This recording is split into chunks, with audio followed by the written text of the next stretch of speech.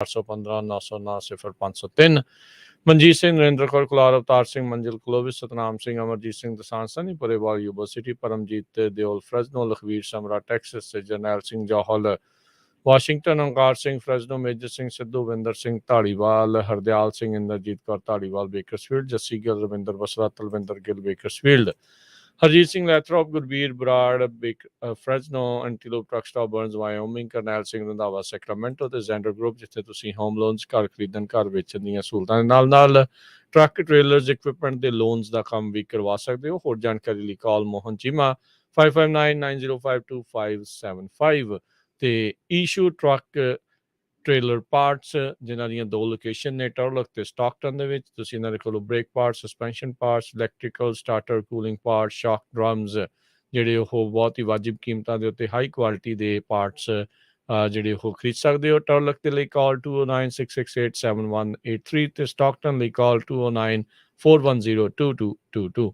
ਇਹਨਾਂ ਸਾਰਿਆਂ ਦਾ ਧੰਨਵਾਦ। ਜੇਕਰ ਤੁਸੀਂ ਜਾਂ ਕੋਈ ਹੋਰ ਕਾਰੋਬਾਰ ਵੀ ਇਸ ਪ੍ਰੋਗਰਾਮ ਨੂੰ ਸਪਾਂਸਰ ਕਰਨਾ ਚਾਹੁੰਦੇ ਹੋ, ਸੰਪਰਕ ਕਰ ਸਕਦੇ ਹੋ ਨੰਬਰ 408 722 7698 ਦੇ ਉੱਤੇ।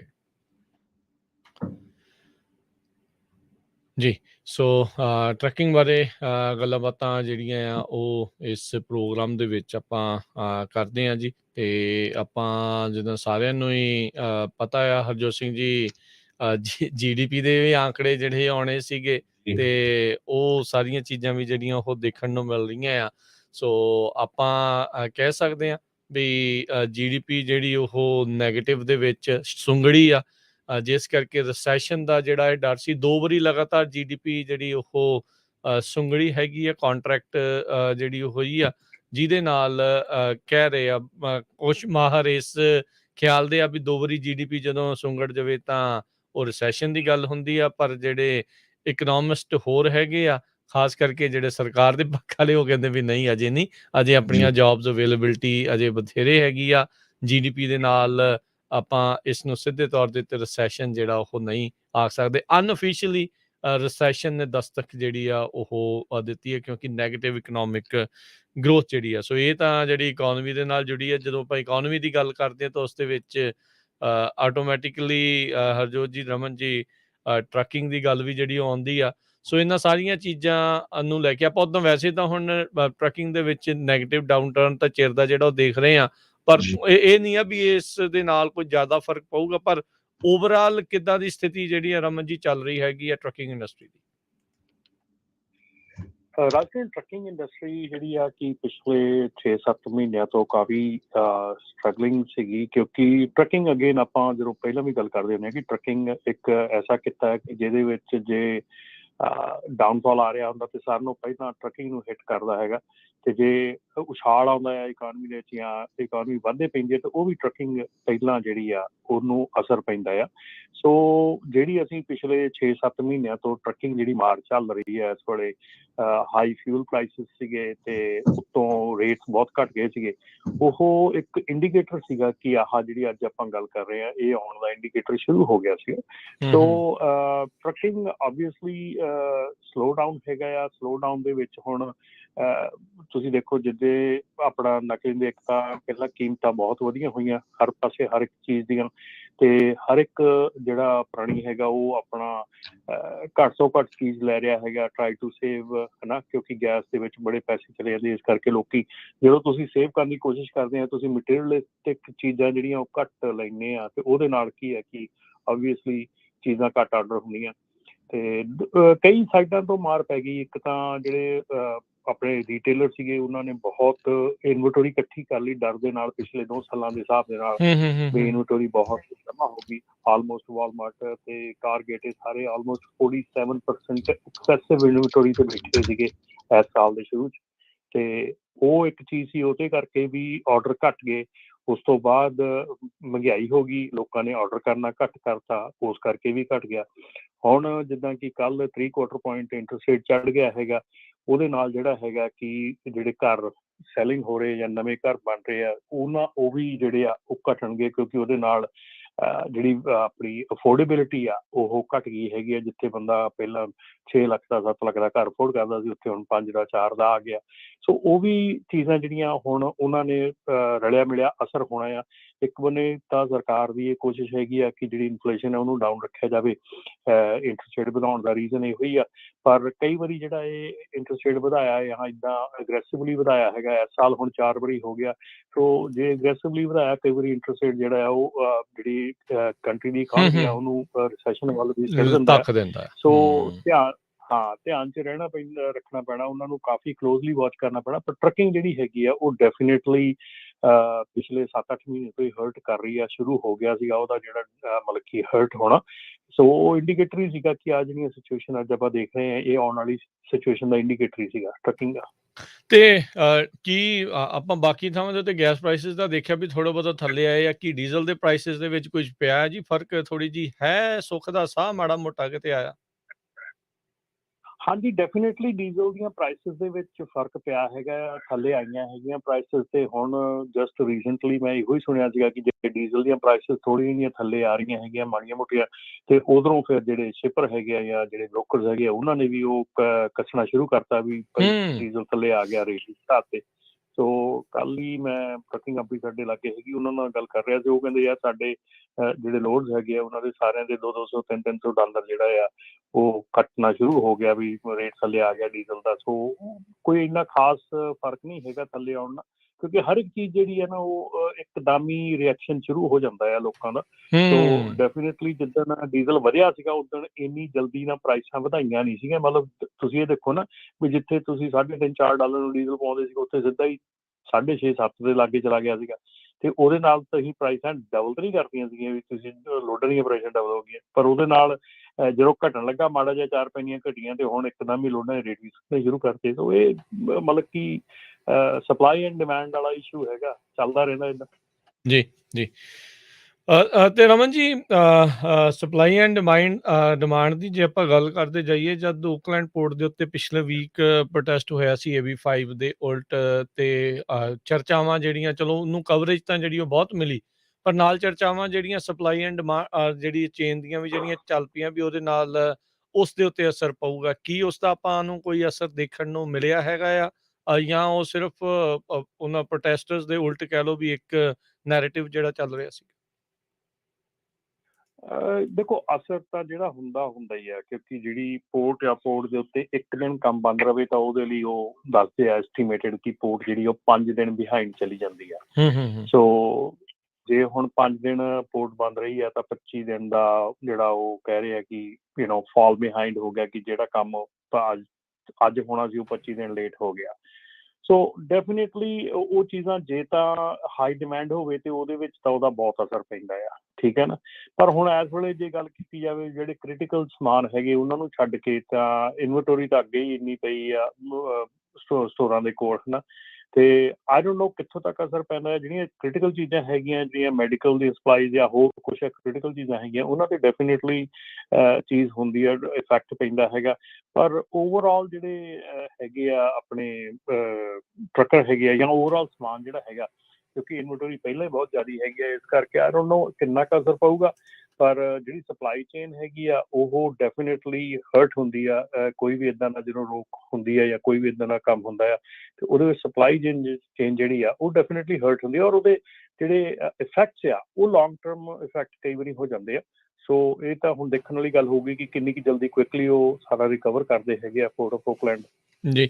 ਤੇ ਬਾਕੀ ਜਿਹੜੇ ਪੋਰਟ ਆਫ ਓਕਲੈਂਡ ਦੇ ਵਿੱਚ ਜਾਂ ਬਾਕੀ ਪੋਰਟਸ ਦੇ ਉੱਤੇ ਕੈਲੀਫੋਰਨੀਆ ਦੇ ਉੱਤੇ ਜਿਹੜੇ ਟਰੱਕਰਸ ਦੇ ਪ੍ਰੋਟੈਸਟ ਸੀਗੇ AB5 ਦੇ ਉਲਟ, ਕੀ ਉਸ ਦੇ ਵਿੱਚ ਕੁਛ ਗੱਲ ਅੱਗੇ ਵਧੀ ਆ, ਕੋਈ ਕਾਰਵਾਈ ਹੋਈ ਆ, ਕੋਈ ਇਹਨਾਂ ਨੂੰ ਐਗਜ਼ੈਂਪਸ਼ਨ ਦੇਣ ਦੀ, ਖਾਸ ਕਰਕੇ ਜਿਹੜੇ ਪੋਰਟ ਟਰੱਕਰਸ ਆ ਉਸ ਦੀ ਚਰਚਾ ਚੱਲੀ ਆ, ਜਾਂ ਇਹ ਗੱਲ ਜਿਹੜੀ ਹੁਣ ਫਿਰ ਇੱਕ ਵਾਰੀ ਆਈ ਗਈ ਹੋਗੀ?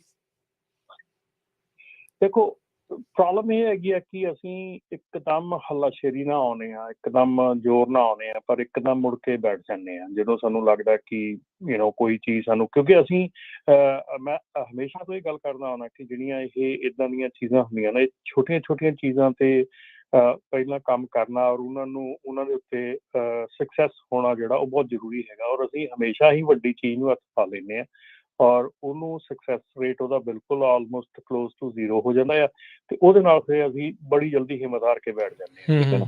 ਸੋ ਇਹ ਚੀਜ਼ ਜਿਹੜੀ ਆ ਇਹ ਮੈਂ ਇੱਥੇ ਵੀ ਦੇਖਣ ਨੂੰ ਮਿਲੀ ਹੈਗੀ ਆ, ਬਹੁਤ ਵਧੀਆ ਕਵਰੇਜ ਹੋਈ, ਬਹੁਤ ਵਧੀਆ ਉਪਰਾਲਾ ਸੀਗਾ, ਬਹੁਤ ਵਧੀਆ ਕੰਮ ਕੀਤਾ ਸਾਰਿਆਂ ਨੇ ਮਿਲ ਕੇ, ਉਹਦੇ 'ਚ ਕੋਈ ਸ਼ੱਕ ਨਹੀਂ ਹੈਗਾ। ਪਰ ਉਹਨੂੰ ਕਾਇਮ ਰੱਖਣ ਨੂੰ, ਉਹਨੂੰ ਚੱਲਦਾ ਰੱਖਣ ਨੂੰ ਸਾਰਿਆਂ ਨੂੰ ਕੁਛ ਨਾ ਕੁਛ ਕਰਨਾ ਪੈਣਾ, ਕਿਉਂਕਿ ਇਹ ਇਕੱਲਾ AB5 ਨਹੀਂ ਹੈਗਾ, ਹੋਰ ਬਹੁਤ ਜ਼ਿਆਦਾ ਲਾਜ਼ ਹੈਗੇ ਆ, ਔਰ ਖਾਸ ਕਰਕੇ ਪੋਰਟ ਵਾਲਿਆਂ ਵਾਸਤੇ ਤਾਂ ਬਹੁਤ ਜ਼ਰੂਰੀ ਹੈਗਾ ਟੂ ਗੈਟ ਔਰਗਨਾਈਜ਼ ਨਾ, ਕਿ ਉਹਨਾਂ ਨੂੰ ਗਾਂਹ ਆਉਣ ਵਾਲੇ ਸਮੇਂ ਦੇ ਵਿੱਚ ਹੋਰ ਬੜੀਆਂ ਮੁਸ਼ਕਲਾਂ ਜਿਹੜੀਆਂ ਆ ਰਹੀਆਂ ਹੈਗੀਆਂ। ਔਰ ਮੈਂ ਕਾਫੀ ਜਣਿਆਂ ਕੋਲ ਉੱਥੇ ਜਦੋਂ ਮੈਂ ਗਿਆ ਸੀਗਾ, ਤੇ ਮੈਂ ਬਾਅਦ 'ਚ ਮੀਟਿੰਗ ਵੀ ਹੋਈਆਂ, ਗੱਲਬਾਤ ਵੀ ਹੋਈ ਆ। ਸੋ ਉਹਦੇ ਵਿੱਚ ਕਾਫੀ ਚੀਜ਼ਾਂ ਜਿਹੜੀਆਂ ਸੁਣੀਆਂ ਕਿ ਉਹਨਾਂ ਦੀਆਂ ਤਾਂ ਕਾਫੀ ਤੰਗੀਆਂ ਤਕਲੀਫਾਂ ਹੈਗੀਆਂ, ਜਿਹੜੀਆਂ ਕਿ ਔਨ ਗੋਇੰਗ ਹੈਗੀਆਂ, ਐਵਰੀ ਡੇ ਦੀਆਂ ਪ੍ਰੋਬਲਮਸ ਹੈਗੀਆਂ। ਸੋ ਉਹਨਾਂ ਨੂੰ ਵੀ ਸੋਲਵ ਕਰਨਾ ਪੈਣਾ ਆ। ਬਾਕੀ ਜਿਹੜਾ ਪ੍ਰੋਟੈਸਟ ਸੀਗਾ, ਜਿੱਦਾਂ ਨਿਊਜ਼ ਆਈਆਂ ਹੈਗੀਆਂ, ਜਿੱਦਾਂ ਨਿਊਜ਼ ਸੁਣੀਆਂ ਜਾਂ ਅਸੀਂ ਬੈਠੇ ਮੀਟਿੰਗ ਦੇ ਵਿੱਚ, ਸੋ ਉਹਦੇ ਹਿਸਾਬ ਦੇ ਨਾਲ ਲੱਗ ਰਿਹਾ ਕਿ ਜਿਹੜੀ ਸਟੇਟ ਆਫ ਕੈਲੀਫੋਰਨੀਆ ਹੈਗੀ ਆ, ਉਹਦੇ ਵੱਲੋਂ ਤਾਂ ਕੋਈ ਐਸਾ ਇਸ਼ਾਰਾ ਨਹੀਂ ਦਿੱਤਾ ਗਿਆ ਕਿ ਜਿਹਦੇ ਵਿੱਚੋਂ ਇਹ ਸੋਚਿਆ ਜਾ ਸਕੇ ਕਿ ਇਹ ਜਿਹੜਾ ਲਾਅ ਐਗਜ਼ਾਮਸ਼ਨ ਕੀਤੀ ਜਾਊਗੀ ਜਾਂ ਕੁਛ ਹੋਊਗਾ, ਬਸ਼ਰਤੇ ਕਿ ਜਿਹੜਾ ਗਵਰਨਰ ਆਫਿਸ ਹੈ ਉਹਦੇ ਵੱਲੋਂ ਇਹ ਸਟੇਟਮੈਂਟ ਇਸ਼ੂ ਕੀਤੀ ਗਈ ਹੈ ਕਿ ਅਸੀਂ ਟਰੱਕਰਜ਼ ਨੂੰ resources ਦੇਵਾਂਗੇ to help them comply with this law। So ਅਸੀਂ resources ਦੇਵਾਂਗੇ, ਹੈਲਪ ਕਰਾਂਗੇ ਉਹਨਾਂ ਨੂੰ ਟੂ ਇਹਦੇ ਲਾਅ ਦੇ ਨਾਲ ਕੰਪਲਾਈ ਕਰਨ ਦੀ। ਸੋ ਜਿਹੜਾ ਗਵਰਨਰਸ ਆਫਿਸ ਆ, ਉਹਨਾਂ ਵੱਲੋਂ ਇਹ ਜਿਹੜੀ ਆ ਇਹ ਸਟੇਟਮੈਂਟ ਆਈ ਹੈਗੀ ਆ। ਤੇ ਬਾਕੀ ਜਿਹੜਾ ਹੈਗਾ ਆ ਜਿਹੜਾ ਸਪੋਰਟਸ ਆ, ਪੋਰਟ ਦੇ ਉੱਤੇ ਉਹਨਾਂ ਨੇ ਸਪੈਸੀਫਿਕ ਏਰੀਆਜ਼ ਦੇ ਦਿੱਤੇ ਹੈਗੇ ਆ, ਜਿੱਥੇ ਡੈਜ਼ਿਗਨੇਟ ਕਰਤੇ ਹੈਗੇ, ਜਿੱਥੇ ਤੁਸੀਂ ਖੜ ਕੇ ਪ੍ਰੋਟੈਸਟ ਕਰ ਸਕਦੇ ਫ੍ਰੀ ਹੈਗੇ ਆ। ਸਪੀਚ ਏਰੀਆਜ਼ ਕਹਿੰਦੇ ਜਿਹੜੇ। ਹਾਂਜੀ ਹਾਂਜੀ। ਸੋ ਉਹਨਾਂ ਨੇ ਉਹ 5 ਮੇਰੇ ਖਿਆਲ ਏਰੀਆ ਸੀਗੇ ਜਿਹੜੇ ਉਹਨਾਂ ਨੇ ਡੈਜ਼ਿਗਨੇਟ ਕੀਤੇ ਸੀਗੇ। ਸੋ ਉੱਥੇ ਤੁਸੀਂ ਜਾ ਕੇ ਆਪਣਾ ਪ੍ਰੋਟੈਸਟ ਜਿਹੜਾ ਉਹ ਖੜ ਕੇ ਕਰ ਸਕਦੇ ਹੈਗੇ ਆ। ਕਿੰਨਾ ਇਫੈਕਟਿਵ ਹੋਊਗਾ ਆਈ ਡੋਂਟ ਨੋ, ਕੀਤਾ ਜਾਂਦਾ ਵੀ ਡੋਂਟ ਨੋ ਯੈਟ। ਤੇ ਪਰ ਇਹ ਆ ਕਿ ਡੈਫੀਨੇਟਲੀ ਗੱਲਬਾਤ ਜਿਸ ਸਪੀਡ ਦੇ ਨਾਲ ਸ਼ੁਰੂ ਹੋਈ ਸੀ, ਗੱਲਬਾਤ ਜਿਸ ਸਪੀਡ ਨਾਲ ਵਧੀ ਸੀਗੀ, ਉਸ ਸਪੀਡ ਦੇ ਨਾਲ ਉਹ ਕਾਇਮ ਨਹੀਂ ਰੱਖ ਸਕਿਆ ਜਾਂ ਨਹੀਂ ਰਹਿ ਸਕੀ ਅਜੇ ਤੱਕ। ਸੋ ਆਉਣ ਵਾਲਾ ਸਮਾਂ ਜਿਹੜਾ ਉਹ ਦੱਸੂਗਾ ਕਿ ਇਹਦੇ 'ਚ ਕੀ ਚੇਂਜਸ ਆਉਂਦੀਆਂ ਹੈਗੀਆਂ।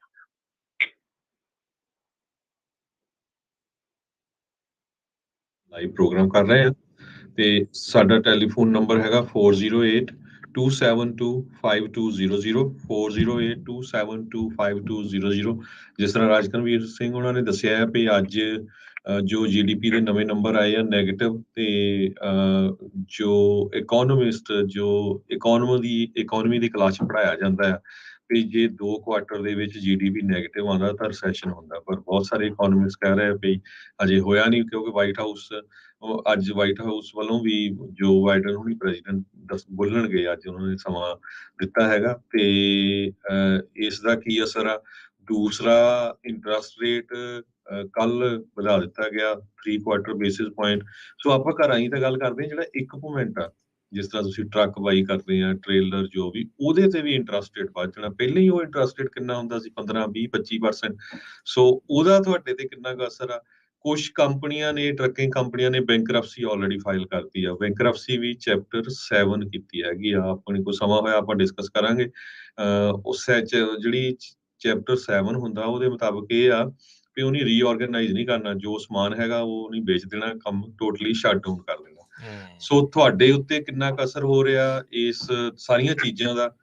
ਡੀਜ਼ਲ ਪ੍ਰਾਈਸ ਨੂੰ ਲੈ ਕੇ, ਰੇਟਸ ਨੂੰ ਲੈ ਕੇ, ਰਮਨ ਹੁਣੀ ਤੁਹਾਨੂੰ ਦੱਸਿਆ ਹੀ ਆ ਵੀ ਕਿੱਦਾਂ ਰੇਟਸ ਵੀ ਘਟੇ ਹੋਏ ਹੈਗੇ ਆ। ਇੰਡੀਵਿਜੂਅਲੀ ਤੁਹਾਨੂੰ ਕੀ ਇਹਦੇ ਤੇ ਫਰਕ ਪੈ ਰਿਹਾ, ਜਾਂ ਤੁਸੀਂ ਕਿਸ ਤਰ੍ਹਾਂ ਸੇਵ ਕਰ ਰਹੇ ਆ, ਜਾਂ ਆਪਣਾ ਤੁਸੀਂ ਪੈਟਰਨ ਚੇਂਜ ਕਰ ਰਹੇ ਆ। ਕੋਈ ਲੌਂਗ ਜਾਂਦਾ ਸੀ, ਸ਼ਾਰਟ ਤੇ ਹੋ ਗਿਆ, ਤਾਂ ਕਿ ਜੋ ਆਪਣੀ ਕਮਿਊਨਿਟੀ ਆ ਜੋ ਇਸ ਇੰਡਸਟਰੀ ਦੇ ਵਿੱਚ ਆ, ਉਹਨਾਂ ਨੂੰ ਫਾਇਦਾ ਹੋ ਸਕੇ। ਮੈਨੂੰ ਕੱਲ ਕਾਲ ਵੀ ਆਈ ਸੀ ਕਿਸੇ ਟਰੱਕਿੰਗ ਸਕੂਲ ਵੱਲੋਂ, ਕਹਿੰਦੇ ਭਈ ਸਾਡੇ ਕੋਲ 70 ਦੇ ਕਰੀਬ ਇਸ ਵੇਲੇ ਸਟੂਡੈਂਟ ਹੈਗੇ, ਕਿਉਂਕਿ ਬਹੁਤ ਵੱਡੀ ਗਿਣਤੀ ਦੇ ਵਿੱਚ ਲੋਕ ਇਸ ਵੇਲੇ ਬਾਰਡਰ ਕ੍ਰਾਸ ਕਰਕੇ ਆ ਰਹੇ ਆ। ਪਰ ਕਹਿੰਦੇ ਭਈ ਨਵਿਆਂ ਨੂੰ ਪਤਾ ਨਹੀਂ, ਧੜਾ ਟਰੱਕ ਬਾਈ ਕਰੀ ਜਾਂਦੇ ਆ 20,000 30,000 ਡਾਊਨ ਦੇ ਕੇ। ਮੋਰੇ ਉਹਨਾਂ ਨੂੰ ਇੰਸ਼ੋਰੈਂਸ ਨਹੀਂ ਮਿਲਦੀ। ਹੁਣ ਕਈਆਂ ਦੇ ਕਹਿੰਦੇ ਟਰੱਕ ਸਾਲ ਹੋ ਗਿਆ ਖੜੇ ਆ, ਜਾਂ ਇੰਸ਼ੋਰੈਂਸ ਮਿਲਦੀ ਆ ਤੇ ਉਹ 45,000 50,000 ਡਾਲਰ ਸਾਲ ਦੀ ਮਿਲਦੀ ਆ। ਸੋ ਇਹ ਇੱਕ ਦੂਜੇ ਨੂੰ ਤਾਂ ਕਿ ਤੁਸੀਂ ਦੱਸ ਸਕੋ, ਫਾਇਦਾ ਹੋਵੇ, ਕੋਈ ਨੁਕਸਾਨ ਨਾ ਕਿਸੇ ਦਾ ਹੋਵੇ। ਜਿਹਦਾ ਐਕਸਪੀਰੀਅੰਸ ਹੈਗਾ ਕਿ ਕਿਸ ਤਰ੍ਹਾਂ ਜਿਹੜਾ ਇੰਡਸਟਰੀ 'ਚ ਹੈਗਾ, ਹੁਣ ਕਿੱਦਾਂ ਇਹਦੇ 'ਚ ਬਚੇ ਰਹਿਣਾ, ਨਵਾਂ ਆਉਣਾ, ਹੁਣ ਕਿਸ ਤਰ੍ਹਾਂ ਉਹਨੂੰ ਫਾਇਦਾ ਹੋ ਸਕਦਾ ਹੈਗਾ ਤਾਂ ਕਿ ਨੁਕਸਾਨ ਨਾ ਹੋਵੇ। ਆਪਾਂ ਮੇਨ ਮਕਸਦ ਇਸ ਪ੍ਰੋਗਰਾਮ ਦਾ ਇਸੇ ਕਰਕੇ ਆ, ਕਿਉਂਕਿ ਆਪਣੀ ਕਮਿਊਨਿਟੀ ਬਹੁਤ ਇਸ ਫੀਲਡ ਵਿੱਚ ਆ ਤਾਂ ਕਿ ਉਹਨਾਂ ਨੂੰ ਕੋਈ ਫਾਇਦਾ ਹੋ ਸਕੇ। ਸੋ ਜੀ ਜ਼ਰੂਰ ਤੁਸੀਂ ਕਾਲ ਕਰਿਓ 408 272 5200 ਤੇ। ਜੀ ਬਿਲਕੁਲ। ਆਪਣੇ ਨਾਲ ਜੁੜੇ ਹੋਏ ਨੇ ਜਸਵਿੰਦਰ ਜੀ। ਸਤਿ ਸ਼੍ਰੀ ਅਕਾਲ ਜੀ, ਸਵਾਗਤ ਹੈ ਸਤਿ ਸ੍ਰੀ ਅਕਾਲ ਜੀ ਜੀ। ਤਿੰਨੇ ਸਤਿ ਸ਼੍ਰੀ ਵੀਰਾਂ ਅਕਾਲ। ਨੂੰ। ਸਤਿ ਸ਼੍ਰੀ ਅਕਾਲ ਵੀਰ ਜੀ ਮੇਰਾ ਇੱਕ ਸਵਾਲ AB5 ਨੂੰ ਲੈ ਕੇ ਆ ਕਿ ਅਸੀਂ ਇੱਕ ਦੂਜੇ ਟਰੱਕ, ਜਿਵੇਂ ਮੈਂ ਕੰਮ ਲੈ ਲਵਾਂ ਜੀ, ਦੂਜੇ ਟਰੱਕਿੰਗ ਨੂੰ ਕੰਮ ਦੇ ਸਕਦਾ ਦੂਜੇ ਟਰੱਕ ਡਰਾਈਵਰ ਨੂੰ। ਤੇ ਇੱਕ ਤਾਂ ਇਹ ਹੈਗਾ, ਤੇ ਦੂਸਰਾ ਹੈਗਾ ਜੀ ਜਿਵੇਂ ਹੁਣ ਜਿੰਨੇ ਉੱਥੇ ਓਕਲੈਂਡ ਦੇ ਵਿੱਚ ਉਹ ਸਟ੍ਰਾਈਕ ਹੋਈ ਸੀ, ਸਾਰਾ ਕੁਝ ਹੋਇਆ ਸੀ, ਪਰ ਉਹਨਾਂ ਨੇ ਆਪਣੀ ਆਪਣੀ ਬ੍ਰੋਕਰੇਜ ਕੰਪਨੀਆਂ ਬਣਾਉਣੀਆਂ ਸ਼ੁਰੂ ਕਰ ਲਈਆਂ ਤੇ ਉਹ ਲੁੱਟ ਖੋਹ ਜਿਵੇਂ ਸੀਗੀ ਉਵੇਂ ਦੇ ਉਵੇਂ ਹੀ ਰਹੂਗੀ। ਤੇ ਉਹਦੇ ਕਰਕੇ ਕੋਈ ਏਦਾਂ ਉਹਨਾਂ ਤੇ ਅਸਰ ਹੋਊਗਾ ਜਾਂ ਉਹ ਏਦਾਂ ਕਰ ਸਕਦੇ ਆ ਕਿ ਮਤਲਬ ਕਿ ਫਰਕ ਤਾਂ ਕੁਝ ਨਹੀਂ ਪਿਆ ਹੈਗਾ ਜੇ ਦੇਖਿਆ ਜਾਵੇ। ਉਹਨਾਂ ਨੇ ਤਰੀਕਾ ਆਪਣਾ ਬਦਲ ਲਿਆ, ਮਤਲਬ ਕਿ ਬ੍ਰੋਕਰੇਜ ਕੰਪਨੀਆਂ ਖੋਲ ਰਹੇ ਆ ਤੇ ਉਹ ਉਸ ਹਿਸਾਬ ਨਾਲ ਫਿਰ ਈਵਨ ਸਾਡੇ ਵਾਸਤੇ ਹੋਰ ਖਰਚਾ ਵੱਧ ਗਿਆ, ਯਾਨੀ ਕਿ ਪੇਪਰ ਵਰਕ ਜ਼ਿਆਦਾ ਕਰਨਾ ਪੈ ਰਿਹਾ ਸਾਨੂੰ। ਤੇ ਇਹਦੇ ਬਾਰੇ ਚਾਨਣਾ ਪਾਓ ਜੀ। ਥੈਂਕ ਯੂ ਜੀ। ਡੈਫੀਨਿਟਲੀ ਜੀ ਜਿਹੜਾ AB5 ਹੈਗਾ, ਇਹਦੇ ਤਹਿਤ ਜਿਹੜਾ AB ਟੈਸਟ ਹੈਗਾ, ABC ਟੈਸਟ ਹੈਗਾ ਆ। ਸੋ ABC ਟੈਸਟ ਜਿਹੜਾ ਆ ਉਹ ਜਿਹੜੀ ਹਾਇਰਿੰਗ ਐਂਟੀਟੀ ਹੈਗੀ, ਕਿਸੇ ਨੇ ਵੀ ਕਿਸੇ ਨੂੰ ਹਾਇਰ ਕਰਨਾ ਹੈਗਾ, ਉਹ ਉਹਦੇ ਲਈ ਹੈਗਾ। ਸੋ ਟਰੱਕਿੰਗ ਕੰਪਨੀ ਜੇ ਕਿਸੇ ਨੂੰ ਕੋਈ ਤੁਸੀਂ ਕੰਮ ਦੇ ਰਹੇ ਹੈਗੇ ਆ ਤੇ ਉਹਨੂੰ ਦੇਖਣ ਵਾਸਤੇ ਕਿ ਉਹ ਜਿਹਨੂੰ ਤੁਸੀਂ ਕੰਮ ਦੇ ਰਹੇ ਹੋ ਤੁਹਾਡਾ ਓਨਰ ਆਪਰੇਟਰ ਆ ਜਾਂ ਇੰਪਲੋਈ ਆ, ਉਹਦੇ ਲਈ ABC ਟੈਸਟ ਤੁਹਾਨੂੰ ਯੂਜ਼ ਕਰਨਾ ਪੈਣਾ ਹੈ। ਸੋ ABC ਟੈਸਟ ਜਿਹੜਾ ਹੈਗਾ ਉਹ ਸਿੰਪਲ ਹੈਗਾ ਕਿ ਜਿਹੜੇ ਬੰਦੇ ਨੂੰ ਤੁਸੀਂ ਹਾਇਰ ਕਰ ਰਹੇ ਆ, ਕਿ ਜਿਹੜਾ ਉਹਦੇ 'ਚ ਪ੍ਰੋਂਗ ਹੈਗੀ ਆ, ਉਹ ਕਹਿੰਦੀ ਆ ਕਿ ਜਿਹੜੇ ਬੰਦੇ ਨੂੰ ਤੁਸੀਂ ਹਾਇਰ ਕਰਨਾ ਉਹ ਡਾਇਰੈਕਟ ਤੁਹਾਡੇ ਕੰਟਰੋਲ 'ਚ ਨਹੀਂ ਹੋਣਾ ਚਾਹੀਦਾ। ਤੁਸੀਂ ਉਹਨੂੰ ਲੋਡ ਡਾਇਰੈਕਸ਼ਨਾਂ ਦੇ ਰਹੇ ਆ, ਉਹਨੂੰ ਦੱਸ ਰਹੇ ਆ ਕਦੋਂ ਜਾਣਾ, ਕਿੱਥੇ ਪੇ ਕਰਨਾ, ਜੋ ਵੀ ਕੁਛ ਆ। ਜੇ ਤੁਸੀਂ ਉਹ ਤੁਹਾਡੇ ਡਾਇਰੈਕਟ ਕੰਟਰੋਲ ਦੇ ਵਿੱਚ ਹੈਗਾ ਤੇ ਉਹ ਤੁਹਾਡਾ ਇੰਪਲੋਈ ਮੰਨਿਆ ਜਾਊਗਾ। ਪ੍ਰੋਂਗ B ਜਿਹੜੀ ਆ, ਜਿਹੜੀ ਟਰੱਕਿੰਗ ਲਈ ਸਾਰਿਆਂ ਨਾਲੋਂ ਘਾਤਕ ਹੈਗੀ ਆ, ਉਹਦੇ 'ਚ ਇਹ ਆ ਕਿ ਜਿਹੜਾ ਹਾਇਰ ਕਰਨ ਵਾਲਾ ਆ ਤੇ ਜਿਹੜਾ ਹਾਇਰ ਹੋਣ ਵਾਲਾ ਆ, ਜੇ ਦੋਨੋਂ ਇੱਕੋ ਤਰੀਕੇ ਦਾ ਬਿਜ਼ਨਸ ਕਰਦੇ ਆ, ਮਤਲਬ ਕਿ ਉਹ ਵੀ ਟਰੱਕਿੰਗ ਕੰਪਨੀ ਆ ਤੇ ਉਹ ਵੀ ਟਰੱਕਿੰਗ ਕੰਪਨੀ ਆ, ਤੇ ਉਹਦੇ ਤੇ AB5 ਜਿਹੜਾ ਉਹ ਲਾਗੂ ਹੋਊਗਾ। ਤੇ ਤੀਜਾ ਹੈਗਾ ਕਿ ਜਿਹੜਾ ਹਾਇਰ ਹੋਣ ਵਾਲਾ ਬੰਦਾ ਹੈਗਾ ਉਹ ਇੰਡੀਪੈਂਡੈਂਟਲੀ ਬਿਜ਼ਨਸ ਆਪਣਾ ਓਨ ਕਰਦਾ ਹੋਵੇ, ਆਪਣਾ ਇਕੁਇਪਮੈਂਟ ਆਪਣਾ ਸਾਰਾ ਤਾਮਝਾਮ ਉਹਦਾ ਆਪਣਾ ਹੋਵੇ। ਸੋ ਇਹਦੇ ਵਿੱਚ ਵੀ ਸ਼ਾਇਦ ਹੋ ਸਕਦਾ ਅਸੀਂ ਰਿਲੀਫ ਕਰ ਜਾਈਏ, ਸਾਨੂੰ ਥੋੜ੍ਹੇ ਬਹੁਤ ਇਸ ਤਰੀਕੇ ਨਾਲ ਬਚ ਜਾਈਏ। C ਦੇ ਵਿੱਚ ਵੀ ਹੋ ਸਕਦਾ ਅਸੀਂ ਬਚ ਜਾਈਏ, ਕਿਉਂਕਿ ਜਿਹੜੀਆਂ ਟਰੱਕਿੰਗ ਕੰਪਨੀ ਇੰਡੀਪੈਂਡੈਂਟਲੀ ਓਨ ਕਰਦੇ ਆ, ਸਾਰੇ ਸਿੰਗਲ ਓਨਰ ਆਪਰੇਟਰ ਹੈਗੇ ਆ, ਉਹ ਚੱਲ ਸਕਦੇ ਆ, ਮਲਟੀਪਲ ਬ੍ਰੋਕਰ ਦੇ ਨਾਲ ਉਹ ਕੰਮ ਕਰ ਸਕਦੇ ਆ। ਪਰ ਜਿਹੜਾ B ਹੈਗਾ ਆ ਉਹ ਜ਼ਿਆਦਾ ਕ੍ਰਿਟੀਕਲ ਹੈਗਾ ਕਿ ਦੋਨੋਂ ਇੱਕੋ ਲਾਈਨ ਆਫ ਬਿਜ਼ਨਸ ਹੈਗੀ ਆ। ਸੋ ਇਸ ਕਰਕੇ ਲਾਅ ਦੇ ਹਿਸਾਬ ਦੇ ਨਾਲ ਜਿਹੜੀ ਟਰੱਕਿੰਗ ਕੰਪਨੀ ਹੈਗੀ ਆ ਉਹ ਦੂਜੀ ਟਰੱਕਿੰਗ ਕੰਪਨੀ ਨੂੰ ਜੇ ਲੋਡ ਦਿੰਦੀ ਆ ਤੇ ਸੇਮ ਇੱਕੋ ਹੀ ਬੰਦੇ ਨੂੰ ਜਾਂ ਇੱਕੋ ਹੀ ਟਰੱਕਿੰਗ ਕੰਪਨੀ ਇੱਕੋ ਹੀ ਥਾਂ ਕੰਮ ਕਰਦਾ, ਕੋਈ ਇੱਕੋ ਟਰੱਕਿੰਗ ਕੰਪਨੀ ਨਾਲ, ਉਹ ਇਸ ਲਾਅ ਦੇ ਤਹਿਤ ਆਉਂਦਾ ਹੈ। ਸੋ ਉਹਦਾ ਇੱਕ ਨਤੀਜੇ ਕੀ ਹੋਣੇ ਆ, ਕਿਸ ਤਰ੍ਹਾਂ ਹੋਣੇ ਆ, ਉਹਦੇ ਬਾਰੇ ਆਉਣ ਵਾਲਾ ਟਾਈਮ ਦੱਸੂਗਾ। ਕਿਉਂਕਿ ਅਸੀਂ ਇਹ ਦੱਸ ਸਕਦੇ ਹਾਂ ਕਿ ਲਾਅ ਕੀ ਕਹਿੰਦਾ ਹੈਗਾ, ਪਰ ਉਹਦਾ ਅਸਰ ਕੀ ਹੋਣਾ ਆ, ਕਿੱਦਾਂ ਉਹਨੂੰ ਲੋਕਾਂ ਨੇ ਇੰਟਰਪ੍ਰੀਟ ਕਰਨਾ ਆ, ਕਿੱਦਾਂ ਕੱਲ੍ਹ ਨੂੰ ਜੇ ਕੋਈ ਲਾਅਸੂਟ ਹੁੰਦਾ ਉਹਦੇ ਵਿੱਚ ਕੀ ਅਸਰ ਹੋਣਾ, ਕਿੱਦਾਂ ਜੱਜ ਨੇ ਦੇਖਣਾ, ਉਹਦੇ ਬਾਰੇ 'ਚ ਆਪਾਂ ਕੋਈ ਪ੍ਰੈਡਿਕਸ਼ਨ ਨਹੀਂ ਕਰ ਸਕਦੇ ਕਿ ਉਹਦਾ ਕੀ ਹੋਊਗਾ। ਬਾਕੀ ਜਿਹੜੀ ਤੁਸੀਂ ਗੱਲ ਕਹੀ ਹੈ ਕਿ ਬ੍ਰੋਕਰੇਜ ਜਿਹੜੀ ਆ ਉਹ ਖੋਲ ਰਹੇ ਹੈਗੇ ਆ, ਬਹੁਤ ਕੰਪਨੀਜ਼ ਜਿਹੜੀਆਂ ਬ੍ਰੋਕਰੇਜ ਖੋਲ ਰਹੀਆਂ ਹੈਗੀਆਂ। ਹਰ ਇੱਕ ਇਨਸਾਨ ਜਿਹੜਾ ਆ ਉਹ ਜਿਹੜਾ ਕੁਛ ਨਾ ਕੁਛ ਆਪਣਾ ਹੀਲਾ ਵਸੀਲਾ ਕਰਦਾ ਕਿ ਮੈਂ ਇੱਦਾਂ ਨਹੀਂ ਕਰ ਲਵਾਂ। ਪਰ ਮੇਰੇ ਖਿਆਲ ਦੇ ਵਿੱਚ ਇਹ ਜਿਹੜਾ ਹੈਗਾ ਇਹ ਚੀਜ਼ ਹੈਗੀ ਆ ਕਿ ਤੁਸੀਂ ਜਿਹੜਾ ਇੰਗਲਿਸ਼ ਦੇ ਵਿੱਚ ਆਪਾਂ ਕਹਿੰਦੇ ਹਾਂ ਵੀ ਕਿਕਿੰਗ ਦਾ ਕੈਨ ਡਾਊਨ ਦਾ ਰੋਡ, ਵੀ ਆਪਣੀ ਪ੍ਰੋਬਲਮ ਨੂੰ ਥੋੜ੍ਹਾ ਜਿਹਾ ਗਾਂਹ ਕਰਤਾ ਹੋਰ ਵੀ ਹੋਰ ਸਾਲ 2 ਸਾਲ ਮਤਲਬ ਕੱਢ ਜਾਣਗੇ ਵੀ ਆਪਾਂ ਪ੍ਰੋਬਲਮ ਅੱਗੇ ਧੱਕਤੀ ਹੈ ਨਾ। ਸੋ ਇਹ ਚੀਜ਼ ਹੈਗੀ ਆ, ਹੋਰ ਇਹਦੇ ਵਿੱਚ ਕੋਈ ਐਡੀ ਵੱਡੀ ਗੱਲ ਨਹੀਂ ਹੈਗੀ। ਐਡੀ ਸਿੰਪਲੀ ਇਹ ਜਿਹਾ ਕੰਮ ਹੈਗਾ, ਇਹੀ ਜਿਹੀ ਗੱਲ ਹੈਗੀ ਆ ਜੀ। ਕੈਲੀਫੋਰਨੀਆ ਦੇ ਲੇਬਰ ਕਮਿਸ਼ਨਰ ਲਿਲੀਆ ਗਾਰਸੀਆ ਬਰੋਡ, ਉਹਨਾਂ ਨੇ ਪਿਛਲੇ ਹਫ਼ਤੇ ਟਵੀਟ ਕੀਤਾ AB5 ਨੂੰ ਲੈ ਕੇ। ਉਹ ਕਹਿੰਦੇ ਭਈ ਅਸੀਂ ਜੁਲਾਈ 13 ਨੂੰ ਟਵੀਟ ਕੀਤਾ ਵੀ ਅਸੀਂ ਡਰਾਈਵਰਸ ਜਿਹੜੇ ਹੈਗੇ ਆ ਉਹਨਾਂ ਨੂੰ ਇਨਵਾਈਟ ਕਰਦੇ ਹਾਂ ਵੀ ਤੁਸੀਂ ਉਸ ਏਜੰਸੀ ਨੂੰ ਕੰਟੈਕਟ ਕਰ ਲਓ ਜੇ ਤੁਹਾਡਾ ਕੋਈ ਕੁਐਸਚਨ ਹੈਗਾ, ਤੁਹਾਡਾ ਕੋਈ ਡਾਊਟ ਹੈਗਾ, ਜਾਂ ਤੁਸੀਂ ਮਿਸਕਲਾਸੀਫਾਈਡ ਕੀਤੇ ਗਏ as independent contractors. California labour commissioner ਤੇ ਪਰ ਉਹਨਾਂ ਨੇ ਇਹ ਕਿਹਾ ਆ ਵੀ ਲਾਅ ਬਿਲਕੁਲ ਲਾਗੂ ਆ ਤੇ ਤੁਹਾਨੂੰ ਕੰਪਲਾਈ ਕਰਨਾ ਪੈਣਾ ਕੈਲੀਫੋਰਨੀਆ ਲਾਅ ਦੇ ਮੁਤਾਬਕ। ਵੀ ਜੇ ਤੁਸੀਂ ਹਾਇਰ ਕਰਦੇ ਆ ਡਰਾਈਵਰਸ ਨੂੰ, ਉਹ ਲੇਬਰ ਕੋਡ 2810.2 ਦੇ ਨਾਲ ਬਿਲਕੁਲ ਸਹੀ ਆ। ਰੀਇੰਬਰਸ ਕਰ ਰਹੇ ਆ ਤੁਸੀਂ ਆਪਣੇ ਡਰਾਈਵਰਸ ਨੂੰ, ਜਿਹੜੀ ਉਹਨਾਂ ਨੂੰ ਆਪਰੇਟਿੰਗ ਤੇ ਮੇਨਟੇਨੈਂਸ ਵਹੀਕਲਸ ਦੇ ਲਈ recording drivers working hours, providing managing meal rest period ਤੇ ਹੋਰ ਜੋ supervising worker safety programme, workers compensation ਤੇ ਅਨਪਲੋਇਮੈਂਟ ਇੰਸ਼ੋਰੈਂਸ ਇਹ ਪੇ ਕਰ ਰਹੇ ਆ ਕਿ ਨਹੀਂ, ਜੋ ਬੰਦੇ ਜੋ ਹਾਇਰ ਕਰਦੇ ਆ ਐਜ਼ ਏ EMPLOYE, ਇਹ ਸਾਰੇ ਰੂਲ ਹੈਗੇ ਆ। ਸੋ ਕੈਲੀਫੋਰਨੀਆ ਦਾ ਜੋ ਲੇਬਰ ਕਮਿਸ਼ਨਰ ਆ ਉਹਦੇ ਆਫਿਸ ਨੂੰ ਵੀ ਤੁਸੀਂ ਕੰਟੈਕਟ ਕਰਕੇ ਆਪਣੀ ਪੋਜੀਸ਼ਨ ਕਲੀਅਰ ਕਰ ਸਕਦੇ ਹੋ। ਜੀ ਬਿਲਕੁਲ। Thank you. ਤੇ ਥੈਂਕ ਆਪਣਾ ਯੂ ਜਸਵਿੰਦਰ ਜੀ, ਕਾਲ ਫੇਸਬੁੱਕ ਲਈ। ਫੇਸਬੁੱਕ ਦੇ ਉੱਤੇ ਆਪਣਾ ਸਵਾਲ ਹੈਗਾ ਬਹਾਦਰ ਸਿੱਧੂ ਹੁਣਾਂ ਦਾ ਕਿ ਆਪਣੀ ਜਿਹੜਾ ਓਨ ਆਪਰੇਟਰ ਹੈਗਾ ਡਾਇਰੈਕਟ ਲੋਡ ਕੰਪਨੀਆਂ ਤੋਂ ਚੁੱਕ ਸਕਦੇ ਆ। ਡੈਫੀਨਿਟਲੀ ਤੁਸੀਂ ਮਲਟੀਪਲ ਕੰਪਨੀਜ਼ ਨਾਲ ਕੰਮ ਕਰੋ। ਤੁਸੀਂ ਜਿਹੜੀ ਸਿਚੁਏਸ਼ਨ ਹੈਗੀ ਆ ਉਹ ਹੈਗੀ ਆ ਕਿ ਤੁਸੀਂ ਇੱਕ ਥਾਂ ਸਟੱਕ ਨਹੀਂ ਹੈਗੇ, ਇੱਕ ਬੰਦੇ ਦੇ ਨਾਲ ਤੁਸੀਂ ਲੀਸਟ ਔਨ ਨਹੀਂ ਹੈਗੇ, ਉਹ ਪ੍ਰੋਬਲਮ ਹੈਗੀ ਆ। ਜੇ ਤੁਸੀਂ ਮਲਟੀਪਲ ਕੰਪਨੀਆਂ ਨਾਲ ਕੰਮ ਕਰਦੇ, ਮਲਟੀਪਲ ਬ੍ਰੋਕਰਾਂ ਨਾਲ ਕੰਮ ਕਰਦੇ ਆ, ਤੇ ਉਹਦੇ ਵਿੱਚ ਫਿਰ ਤਰੀਕਾ ਕੋਈ ਨਹੀਂ ਰਹਿ ਜਾਂਦਾ। ਉਹ 'ਚ ਕੰਪਨੀਆਂ ਨੂੰ ਸੋਚਣ ਦੀ ਲੋੜ ਹੈ ਕਿ ਉਹਨਾਂ ਨੇ ਕਿੱਦਾਂ ਉਹਨੂੰ ਕਰਨਾ ਹੈਗਾ। ਓਨਰ ਆਪਰੇਟਰ ਦੇ ਲਈ ਜਿਹੜੀ ਆ ਉਹ ਓਪਨ ਹੈਗਾ। ਜੇ ਤੁਸੀਂ ਸੈਲਫ ਇੰਡੀਪੈਂਡੈਂਟ ਹੈਗੇ ਆ, ਸੈਲਫ ਸਾਰਾ ਕੁਛ ਹੈਗਾ ਤੁਹਾਡਾ, ਤੁਸੀਂ ਮਲਟੀਪਲ ਕੰਪਨੀਆਂ ਨਾਲ ਕੰਮ ਕਰੋ, ਤੁਹਾਨੂੰ ਕੋਈ ਰੋਕ ਟੋਕ ਨਹੀਂ ਹੈਗੀ, ਕੋਈ ਇਹਦੇ 'ਚ ਕੋਈ ਬੰਦਿਸ਼ ਨਹੀਂ ਹੈਗੀ। ਫਿਰ ਇਹਦੇ ਵਿੱਚ ਰਮਨ ਜੀ ਜਿਹੜਾ same line of business, same business ਵਾਲੀ, ਸੋ ਚਾਹੇ ਉਹ ਮਲਟੀਪਲ ਦੇ ਨਾਲ ਵੀ ਕਰਦਾ, ਜੇ ਉਹ ਸੇਮ ਆ ਤੇ ਫਿਰ ਵੀ ਉਹਦੇ ਅੰਡਰ ਆ ਜਾਊਗਾ। ਗੱਲ ਏਦਾਂ ਨਾ ਗ੍ਰੇ ਏਰੀਆ ਹੈਗਾ ਆ ਰਾਜਕਰਨ, ਇਹ ਵਾਲਾ ਜਿਹੜਾ ਆ, ਇਹ ਅਜੇ ਅਸੀਂ ਕੱਲ ਵੀ ਇਹਦੇ ਬਾਰੇ 'ਚ ਡਿਸਕਸ਼ਨ ਕਰ ਰਹੇ ਸੀਗੇ ਕਿ ਇਹ ਸਪੈਸੀਫਿਕਲੀ ਕਿਸ ਤਰ੍ਹਾਂ ਕੰਮ ਕਰੂਗਾ। ਔਰ ਇਹੋ ਹੀ ਬਹੁਤ ਵਾਰੀ ਮੇਰਾ ਸਵਾਲ ਜਿਹੜਾ ਸੀਗਾ ਉੱਥੇ ਜਦੋਂ ਅਸੀਂ ਸੈਟਲਮੈਂਟ ਹੋ ਜਾਂਦੇ ਸੀਗੇ, ਬਹੁਤ ਵਾਰੀ ਮੀਟਿੰਗ ਦੇ ਵਿੱਚ ਸਵਾਲ ਚੁੱਕਿਆ ਜਾਂਦਾ ਸੀਗਾ ਕਿ ਤੁਸੀਂ ਜੇ ਇੱਕ ਟਰੱਕ, ਤੁਸੀਂ ਕਹਿੰਦੇ ਟਰੱਕਿੰਗ ਕੰਪਨੀ ਨਾਲ ਕੰਮ ਨਹੀਂ ਕਰ ਸਕਦੀ, ਪਰ ਜੇ ਇੱਕ ਬੰਦਾ ਜਿਹੜਾ ਆ ਉਹ ਮਲਟੀਪਲ ਟਰੱਕਿੰਗ ਕੰਪਨੀਆਂ ਦੇ ਨਾਲ ਕੰਮ ਕਰਦਾ, ਜੇ 5 ਤੋਂ ਲੈ ਕੇ 10 ਕੁਝ ਵੀ ਨੰਬਰ ਲੈ ਲਓ, ਉਹ ਟਰੱਕਿੰਗ ਕੰਪਨੀਆਂ ਨਾਲ ਕੰਮ ਕਰਦਾ ਆ, ਤੇ ਉਹਦੇ 'ਚ ਤੁਸੀਂ ਕਿਹੜੀ ਟਰੱਕਿੰਗ ਕੰਪਨੀ ਦਾ EMPLOYE ਬਣੂਗਾ, ਉਹ ਜਾਂ ਸਾਰਿਆਂ ਦਾ EMPLOYE ਬਣੂਗਾ? ਮਤਲਬ ਦੈਟ ਐਕਸਪਲੇਨੇਸ਼ਨ ਅਜੇ ਤੱਕ ਉਹ ਦੇ ਨਹੀਂ ਸਕੇ। ਬਹੁਤ ਵਾਰੀ ਇਹ ਕੁਐਸਚਨ ਉਦੋਂ ਵੀ ਕੀਤਾ ਗਿਆ ਸੀਗਾ, ਬਹੁਤ ਵਾਰੀ ਹੁਣ ਵੀ ਇਹ ਕੁਐਸਚਨ ਉਹਨਾਂ ਨੂੰ ਪੁੱਟ ਕੀਤਾ ਜਾਂਦਾ, ਪਰ ਅਜੇ ਤੱਕ ਇਹਦਾ ਕੋਈ ਕਲੈਰਿਟੀ ਨਹੀਂ ਆਈ ਕਿ ਉਹ ਇਨਸਾਨ ਦੀ ਕੀ ਸਿਚੁਏਸ਼ਨ ਹੋਊਗੀ ਜਿਹੜਾ ਮੰਨ ਲਓ 5 ਟਰੱਕਿੰਗ ਕੰਪਨੀਆਂ ਕੋਲ ਡਿਫਰੈਂਟ ਕੰਪਨੀਆਂ ਕੋਲੋਂ ਲੋਡ ਚੱਕ ਰਿਹਾ ਹੈਗਾ, ਤੇ ਉਹਨੂੰ ਤੁਸੀਂ ਕਿਸ ਕੰਪਨੀ ਦਾ EMPLOYE ਬਣਾਓਗੇ ਜਾਂ ਉਹ ਸਾਰੀਆਂ ਦਾ ਬਣੂਗਾ? ਜੀ ਕੁਛ ਕਾਲਰ ਵੀ ਹੋਰ ਆਪਣੇ ਜੁੜੇ ਸਰੋਤੇ, ਤੁਸੀਂ ਵੀ ਕਾਲ ਕਰ ਸਕਦੇ ਹੋ ਨੰਬਰ 408 272 5200 4082725200। ਤੇ ਆਪਣੇ ਅਗਲੇ ਕਾਲਰ ਨੇ ਮਲਕੀਤ ਜੀ। ਸਤਿ ਸ਼੍ਰੀ ਅਕਾਲ। ਹਾਂਜੀ ਸਤਿ ਸ਼੍ਰੀ ਅਕਾਲ ਸਾਰਿਆਂ ਨੂੰ ਜੀ, ਕੀ ਹਾਲ ਚਾਲ ਹੈ ਭਾਈ? ਜੀ ਸਤਿ ਸ਼੍ਰੀ ਅਕਾਲ ਜੀ। ਹਾਂਜੀ ਮੇਰੇ ਨਾ 2 ਸਵਾਲ ਆ, ਦੋਨੋਂ ਭਾਜੀ ਰਮਨ ਭਾਜੀ ਲਈ ਆ। ਤੇ ਭਾਜੀ ਪਹਿਲਾ ਸਵਾਲ ਮੇਰਾ ਇਹ ਆ ਵੀ ਜਿਹੜਾ ਆਪਣੇ ਕੋਲ ਤੁਹਾਡੀ ਟਰੱਕਿੰਗ ਐਸੋਸੀਏਸ਼ਨ ਆ ਨਾ, ਮੈਂ ਵੀ ਰੀਸੈਂਟਲੀ ਉਹਦਾ ਮੈਂਬਰ ਬਣਿਆ ਵਾ, ਮੈਨੂੰ ਇੱਕ ਤਾਂ ਥੋੜਾ ਜਿਹਾ ਹੋਰ ਡੀਪਲੀ ਉਹਦੇ ਬਾਰੇ ਦੱਸ ਦਿਓ, ਮੈਨੂੰ ਵੀ ਪਤਾ ਲੱਗ ਜੂ, ਹੋਰ ਮੇਰੇ ਵਰਗੇ ਬਹੁਤ ਆ ਜੇ ਇਸੇ ਇੱਕ ਬੈਠੇ ਹੋਏ ਆ ਉਡੀਕ ਤੇ ਵੀ ਆਪਾਂ ਨੂੰ ਉਹਦੇ ਬਾਰੇ ਹੋਰ ਐਸੋਸੀਏਸ਼ਨ ਬਾਰੇ ਪਤਾ ਲੱਗੇ ਵੀ ਉਹਨਾਂ ਦੇ ਕੰਮ ਕੀ ਆ, ਉਹਨੂੰ ਕਿੱਦਾਂ ਮੇਨਟੇਨ ਕੀਤਾ ਜਾਂਦਾ, ਜਾਂ ਅਸੀਂ ਜੇ ਉਹਦੇ ਮੈਂਬਰ ਬਣਦੇ ਆ ਸਾਨੂੰ ਉਹਦੇ ਵਿੱਚੋਂ ਕੀ ਬੈਨੀਫਿਟ ਆ।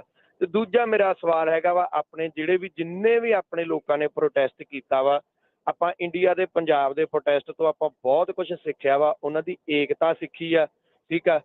ਤੇ ਸਭ ਤੋਂ ਜਿਹੜਾ ਮੇਨ ਪੁਆਇੰਟ ਹੈ ਜਿਹੜਾ ਆਪਾਂ ਨੂੰ ਇੱਥੇ ਸਿੱਖਣਾ ਪੈਣਾ ਵਾ, ਉਹ ਇਹ ਆ ਕਿ ਉਹਨਾਂ ਨੇ ਟਾਈਮ ਵੰਡ ਕੇ ਪ੍ਰੋਟੈਸਟ ਦੇ ਵਿੱਚ ਉਹਨਾਂ ਨੇ ਆਪਣੇ ਘਰ ਦੇ ਕੰਮ ਵੀ ਸਾਰੇ ਮੈਨੇਜ ਕੀਤੇ ਸੀਗੇ, ਖੇਤੀਬਾੜੀ ਵੀ ਨਾਲ ਦੀ ਨਾਲ ਮੈਨੇਜ ਕੀਤੀ ਸੀਗੀ, ਤੇ ਨਾਲ ਦੀ ਨਾਲ ਉਹਨਾਂ ਨੇ ਪ੍ਰੋਟੈਸਟ ਵੀ ਪੂਰਾ ਮੈਨੇਜ ਕੀਤਾ ਸੀਗਾ।